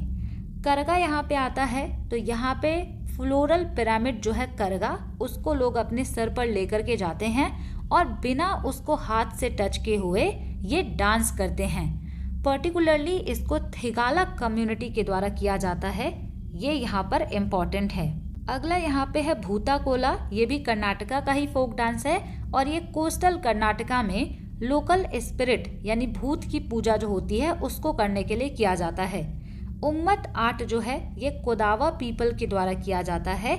यहाँ पे विमेन ट्रेडिशनल कोदावा साड़ी पहनती हैं और सर्कल में डांस करती हैं ब्रास सिंबल को यहाँ पर पकड़ करके। अगला यहाँ पे है वीरगासे डांस फॉर्म। ये काफ़ी ज़्यादा एनर्जेटिक और काफ़ी विगोरस डांस फॉर्म होता है और आपने सुना भी होगा कि जब यहाँ पे दक्ष यज्ञ ऑर्गेनाइज करते हैं तो वो लॉर्ड शिवा को इनवाइट नहीं करते, लेकिन माता सती वहाँ पर जाती हैं और फिर वो बाद में अपने आप को अग्नि में भस्म कर लेती हैं। तो वहाँ पर लॉर्ड शिवा के द्वारा वीरभद्र को भेजा जाता है, तो ये उसी पर आधारित होता है। काफ़ी ज़्यादा एनर्जेटिक मूवमेंट यहाँ पर आपको देखने को मिलेगा। Dancers wear white head gear and traditional bright red dresses. यहाँ पे जो डांसर्स होते हैं वो वाइट कलर का हेड गियर पहनते हैं और ब्राइट रेड कलर का ड्रेस पहनते हैं। और ये जो लॉर्ड शिवा के वॉरियर हैं वीरभद्र, उन्हीं के यहाँ पे ब्रेवरी को दिखाया जाता है। तो यहाँ पे ये आप देख रहे हैं, ये ढोलू कुनिथा का इमेज है, ये यहाँ पर सुग्गी कुनिथा है और ये यहाँ पर आपको दिख रहा होगा वीरगासे। अगले क्वेश्चन पर चलेंगे, question number 21। What is the main goal of Green Credit Programme launched in 2024? 2024 में शुरू किए गए ग्रीन क्रेडिट प्रोग्राम का मुख्य लक्ष्य क्या है? तो यहाँ पर राइट आंसर हो जाएगा option C, encourage eco restoration through credit incentive. ऋण प्रोत्साहन के माध्यम से पर्यावरण पुनर्स्थापना को प्रोत्साहित करना। अगर आपको ये नहीं समझ आया तो हम डिटेल में डिस्कस करते हैं कि ये ग्रीन क्रेडिट प्रोग्राम है क्या। अगर मैं आपको ग्रीन क्रेडिट प्रोग्राम बहुत सिंपल लैंग्वेज में बताऊं तो इसमें ये कहा गया था कि कोई भी इंडिविजुअल, प्राइवेट कंपनी, कम्युनिटी या फिर किसी भी कंपनी के द्वारा अगर इन्वायरमेंट को प्रोटेक्ट करने के लिए कोई भी काम किया जाता है तो उनको क्रेडिट यानी कि एक तरीके से स्कोर दिया जाएगा। तो ये यहाँ पर बात की गई है। अगर आपसे पूछा जाए कि इसको लॉन्च कब किया गया था, तो इसको लॉन्च किया गया था 13 अक्टूबर 2023 में और इसके लिए इंडिया ने ये इनिशिएटिव COP28 में रखा था। वहाँ पर इंडिया की तरफ से ये बोला गया था कि कार्बन में हम क्रेडिट प्रोग्राम करते हैं, लेकिन इसको ग्रीन क्रेडिट प्रोग्राम कर देना चाहिए, क्योंकि अगर कोई भी कार्बन के अलावा भी अगर किसी भी तरीके से इन्वायरमेंट को प्रोटेक्ट करता है, वाटर कंजर्वेशन करता है, ट्री प्लांटेशन यानी कि पेड़ लगाता है, तो उसके लिए भी क्रेडिट दिया जाना चाहिए। तो 2023 में इसको लॉन्च किया गया। इसको लॉन्च किया था प्राइम मिनिस्टर नरेंद्र मोदी ने और उनके साथ में ministry of environment, forest and climate change भी इम्पॉर्टेंट है। अगर आपसे एडमिनिस्ट्रेटिव बॉडी पूछा जाएगा तो वो हो जाएगा the Indian Council of Forestry Research and Education. इसका मेन ऑब्जेक्टिव क्या था ग्रीन क्रेडिट प्रोग्राम का? It is an innovative market based mechanism designed to incentivise voluntary environmental action across diverse sector by various stakeholders like individuals, communities, private sector industries and companies.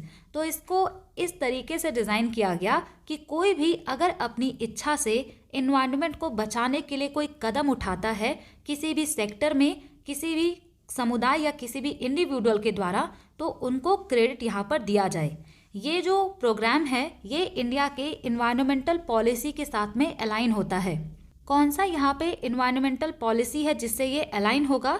तो ये environment protection act 1986, national environment policy 2006 के साथ में align होता है। इसके 8 की pillars हैं या फिर आप इसको एलिजिबल एक्टिविटीज़ कह सकते हैं। अगर आप इनमें से कोई भी एक काम करते हैं इन्वायरमेंट को बचाने के लिए तो आपको क्रेडिट दिया जाएगा। पहला यहाँ पे है ट्री प्लांटेशन। अगर आप पेड़ लगाते हैं, ग्रीन कवर या फिर एफॉरेस्टेशन करते हैं तब भी क्रेडिट मिलेगा।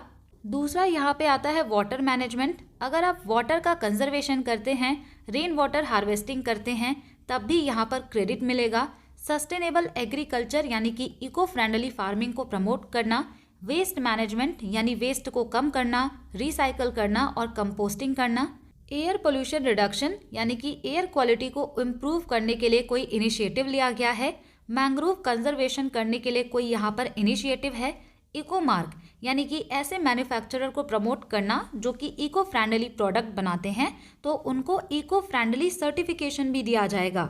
सस्टेनेबल इंफ्रास्ट्रक्चर यानी कि ग्रीन बिल्डिंग एंड कंस्ट्रक्शन किया जाता है तो इसमें क्रेडिट मिलेगा। पहले क्या होता था कि केवल कार्बन के रिडक्शन या फिर कार्बन से रिलेटेड पोल्यूशन को कम करने के लिए जो कंपनीज थी उनको क्रेडिट मिल जाता था। तो अब यहाँ पर 8 की पिलर्स हैं जो कि एलिजिबल हैं। वाई इट वॉज लॉन्च्ड, ये लॉन्च क्यों किया गया? तो सबसे पहले मिशन लाइफ को सपोर्ट करने के लिए प्राइम मिनिस्टर के द्वारा मिशन लाइफ को लॉन्च किया गया था। इसका फुल फॉर्म है लाइफ स्टाइल फॉर एनवायरनमेंट। तो इस मूवमेंट को यहाँ पर सपोर्ट करने के लिए beyond carbon to move beyond just carbon trading and include things like water and biodiversity. तो यहाँ पर कार्बन के अलावा वाटर और बायोडाइवर्सिटी को भी ऐड किया गया। यहाँ पर ट्रेडिबिलिटी का ऑप्शन है जो कि इसका यूनिक फीचर है। यहाँ पे जो भी क्रेडिट या फिर स्कोर आपको मिलता है उसको आप किसी को सेल भी कर सकते हैं। मान लीजिए आपको यहाँ पर 100 स्कोर मिला है या फिर 100 ग्रीन क्रेडिट मिला है। कोई ऐसी कंपनी है जिसको कॉरपोरेट सोशल रिस्पॉन्सिबिलिटी के अंतर्गत अपने इन्वायरमेंटल प्रोटेक्शन के टारगेट को मीट करना है या फिर पूरा करना है। इनके पास अगर क्रेडिट कम है जो कि इनको मिनिमम चाहिए होता है तो ये आपका क्रेडिट पैसे देकर खरीद भी सकते हैं। वही यहाँ पर लिखा हुआ है these credits are tradable instrument an individual or company can earn them and then sell them on a domestic market platform to others who need to meet the environmental obligation। यानी जिसको अपना environmental obligation पूरा करना है वो आपसे ये green credit खरीद सकता है और आप घर बैठे पैसा कमा सकते हैं environment को प्रोटेक्ट करके। अब यहाँ पर ये भी सवाल आएगा कि इसको हम कर कैसे सकते हैं। तो इसके लिए सबसे पहले आपको गवर्नमेंट की वेबसाइट पे जाना होगा, वहाँ पर खुद को रजिस्टर करना होता है। अगर आपने कोई भी कंजर्वेशन का स्टेप उठाया है तो वो आपको वहाँ पर बताना होता है। वहाँ पर बताने के बाद एक टीम आती है गवर्नमेंट की तरफ से जो कि वेरीफाई करेगी कि आप सही बोल रहे हैं या फिर झूठ। अगर आप सही में इन्वायरमेंट को प्रोटेक्ट कर रहे हैं और वो यहाँ पर आकर चेक करते हैं तो वो आपका जो भी प्रोजेक्ट है उसको वेरीफाई कर देंगे और बाद में गवर्नमेंट की तरफ से आपको क्रेडिट मिलते रहते हैं। तो ये इसका प्रोसेस है। अगले क्वेश्चन पर यहाँ पर हम चलते हैं। Question number 22, which statements about the fertiliser industry are correct. यहाँ पे कह रहे हैं कि फर्टिलाइजर जो उर्वरक होता है उस इंडस्ट्री के बारे में कौन सा स्टेटमेंट करेक्ट है। पहला स्टेटमेंट लिखा हुआ है India is self sufficient in potash based fertiliser. यहाँ पे कह रहे हैं कि भारत पोटास बेस्ड फर्टिलाइजर में आत्मनिर्भर है। दूसरा यहाँ पे है urea is most commonly produced nitrogenous fertiliser. Urea सबसे ज़्यादा बनने वाला नाइट्रोजन फर्टिलाइजर है। तीसरा स्टेटमेंट लिखा हुआ है fertiliser production increase after green revolution. हरित क्रांति के बाद फर्टिलाइजर का प्रोडक्शन इंक्रीज हो गया। चौथा यहाँ पे लिखा है Gujarat and Kerala are minor contributor to fertiliser production. Gujarat और केरल फर्टिलाइजर प्रोडक्शन में छोटा योगदान देने वाले हैं। तो यहाँ पर राइट आंसर हो जाएगा ऑप्शन बी। ये जो सेकंड और थर्ड स्टेटमेंट है वो बिल्कुल सही है, बाकी यहाँ पे फर्स्ट एंड फोर्थ स्टेटमेंट गलत हो जाएगा। यहाँ पर सेकंड और थर्ड स्टेटमेंट सही है। यूरिया जो है most commonly produced nitrogenous fertiliser है। फर्टिलाइजर का प्रोडक्शन ग्रीन रिवोल्यूशन के बाद इंक्रीज हो गया था। यहाँ पर फर्टिलाइजर से रिलेटेड कुछ एक्स्ट्रा इन्फॉर्मेशन है जो कि मैंने यहाँ पर लिखा हुआ है, इस पर हम बात करेंगे। The fertiliser industry in India is the backbone of the nation's food security. तो ये फूड सिक्योरिटी के लिए बहुत ज़्यादा इंपॉर्टेंट है। अगर हम 2026 के अकॉर्डिंग बात करेंगे तो इंडिया जो है पूरे वर्ल्ड में सेकेंड लार्जेस्ट कंज्यूमर है फर्टिलाइज़र का और थर्ड लार्जेस्ट प्रोड्यूसर है फर्टिलाइज़र का। इंडिया में प्राइमरी फोकस होता है 3 टाइप के यहाँ पर न्यूट्रिएंट्स पर। कौन कौन से हैं वो? NPK, nitrogen, phosphorus and potassium. यहाँ पर अगर हम यूरिया की बात करेंगे तो ये नाइट्रोजनस फर्टिलाइज़र होता है जो कि मोस्ट कंज्यूम्ड फर्टिलाइज़र है इंडिया में। India has reached nearly self sufficiency, यानी कि नाइट्रोजनस फर्टिलाइज़र में इंडिया आत्मनिर्भरता तक पहुँच चुका है। यहाँ पर लगभग 31 million metric tonne annually urea produce किया जाता है। दूसरा यहाँ पे है DAP, जिसका मतलब है डाई अमोनियम फॉस्फेट। इसको लार्जली यूज़ किया जाता है रूट के डेवलपमेंट के लिए। इंडिया जो है इसको इंपोर्ट करता है 60%, जितना हमें ज़रूरत है उतना इंपोर्ट किया जाता है। MOP यानी कि म्यूरिएट ऑफ पोटाश की बात करें तो India has 0 domestic reserve of potash, making it 100% dependent on import. तो यहाँ पे जो पोटाश का रिजर्व है इंडिया में वो बिल्कुल ज़ीरो है, इसी वजह से 100% हमें इम्पोर्ट पर डिपेंडेंट रहना पड़ता है। ये हम इम्पोर्ट कहाँ से करते हैं? तो बेलारूस, कनाडा एंड रशिया से। यहाँ पर अगर हम गवर्नमेंट के इनिशिएटिव की बात करेंगे फर्टिलाइज़र से रिलेटेड, पहला यहाँ पे हो जाएगा 1 नेशन 1 फर्टिलाइज़र। इसको यहाँ पर स्टार्ट करने की बात हुई थी कि जो भी सब्सिडाइज्ड फर्टिलाइज़र हैं उनको एक सिंगल ब्रांड नेम के अंतर्गत बेचा जाएगा, उसका नाम होगा भारत, जिससे कि इसका जो क्वालिटी है वो एक समान रहे और क्रॉस कंट्री मूवमेंट जो होता है ट्रक्स का, वहाँ पर लॉजिस्टिक की कॉस्ट भी बचे। दूसरा यहाँ पे nano urea and nano DAP को डेवलप किया गया था इफ़को के द्वारा। ये लिक्विड फर्टिलाइज़र गेम चेंजर हैं क्योंकि इसका जो 500 ml का बॉटल होता है नैनो यूरिया का, ये 45 kg जो यूरिया है उसको रिप्लेस कर सकता है, जिससे कि ट्रांसपोर्टेशन का कॉस्ट बचेगा और इन्वायरमेंटल यहाँ पे जो रन ऑफ है वो भी नहीं होगा। थर्ड यहाँ पे है नमो ड्रोन दीदी। ये एक स्कीम है जिसको लॉन्च किया गया था। 15,000 वुमेन जो कि सेल्फ हेल्प ग्रुप से रिलेटेड हैं उनको ड्रोन दिया जाएगा, जिससे कि वो नैनो फर्टिलाइज़र को अपने फील्ड में स्प्रे कर सकें। इसके अलावा PM प्रणाम यहाँ पर लॉन्च किया गया था।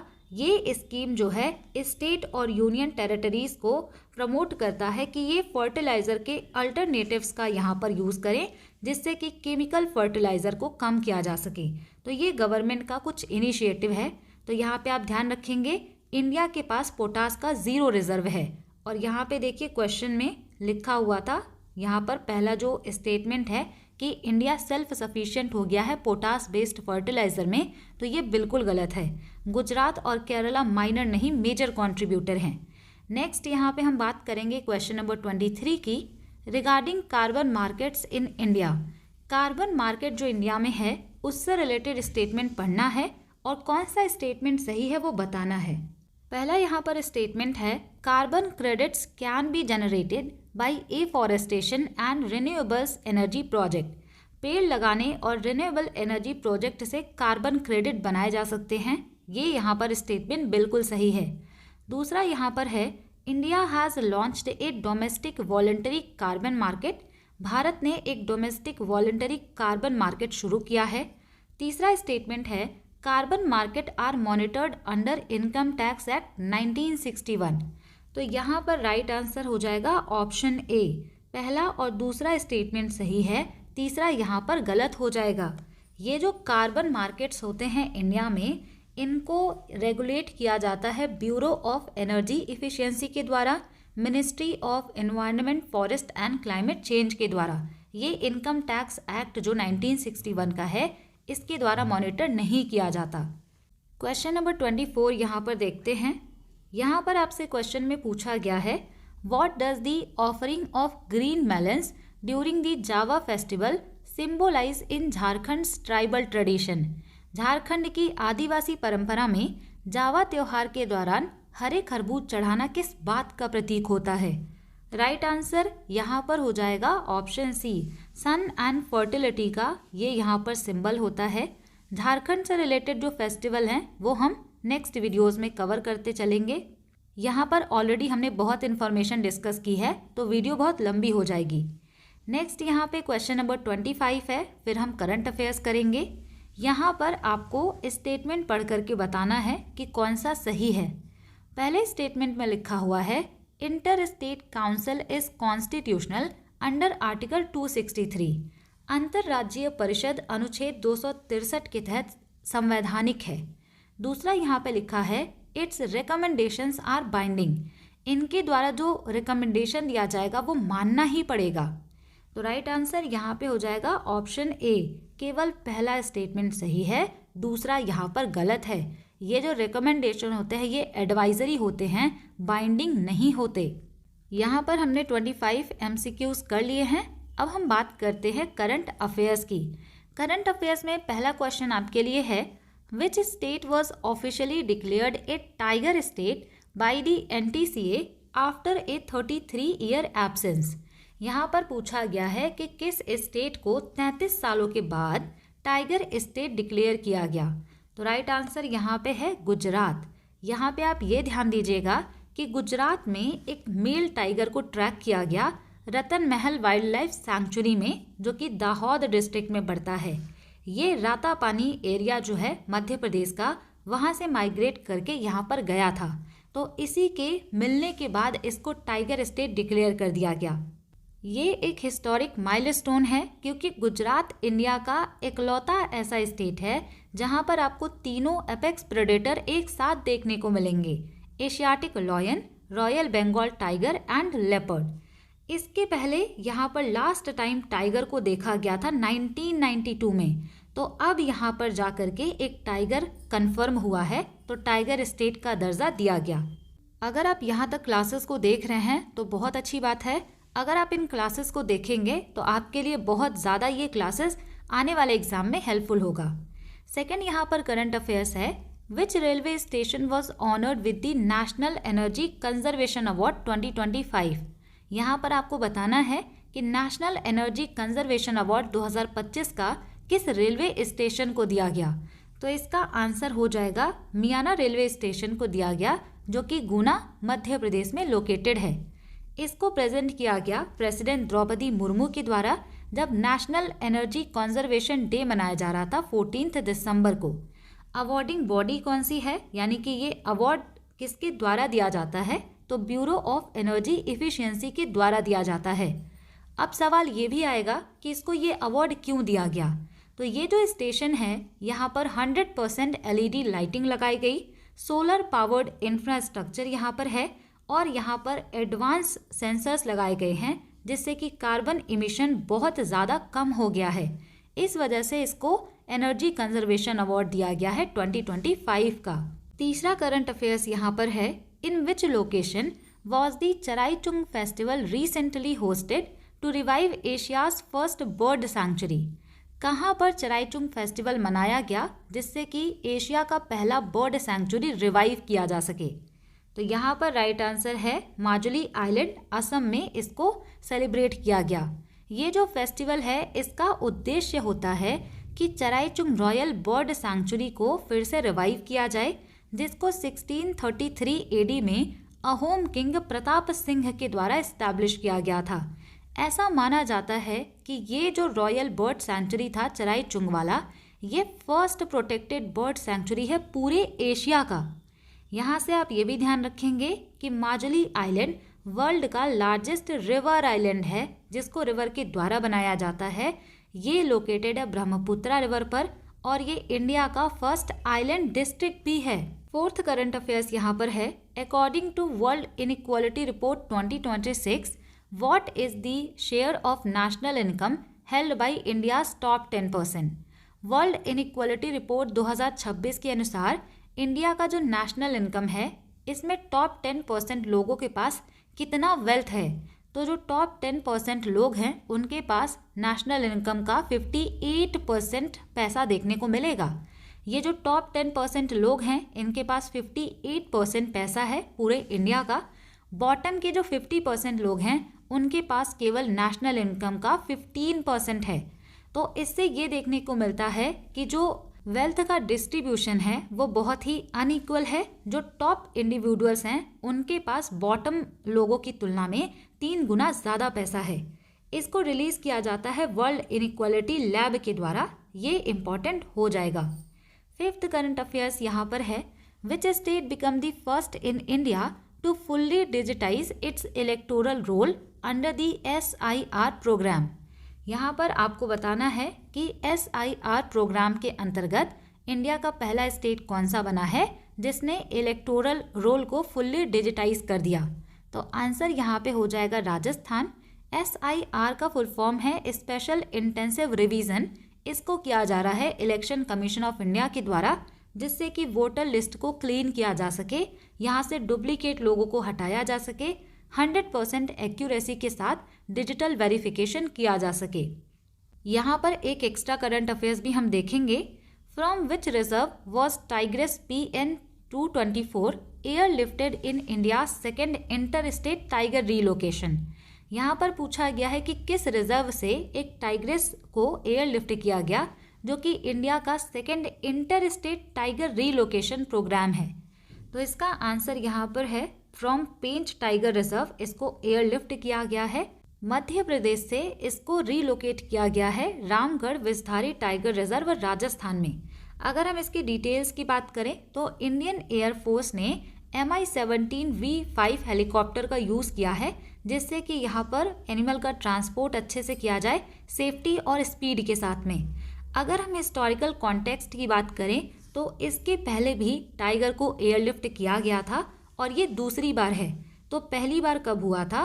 फर्स्ट टाइम 2018 में हुआ था, जब 2 टाइगर को कान्हा, यानी कि कान्हा जो टाइगर रिजर्व है वहाँ से निकाल करके सतकोशिया उड़ीसा में रखा गया था। तो उस टाइम पर 2 टाइगर को रीलोकेट किया गया था, महावीर एंड सुंदरी को।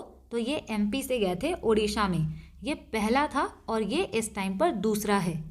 ये है आज की क्लास, जहाँ पर हमने 25 MCQs किए हैं, उनका डिटेल एनालिसिस किया है, एक्स्ट्रा पॉइंट भी यहाँ पर देखे हैं और यहाँ पर हमने 6 करंट अफेयर्स किया है।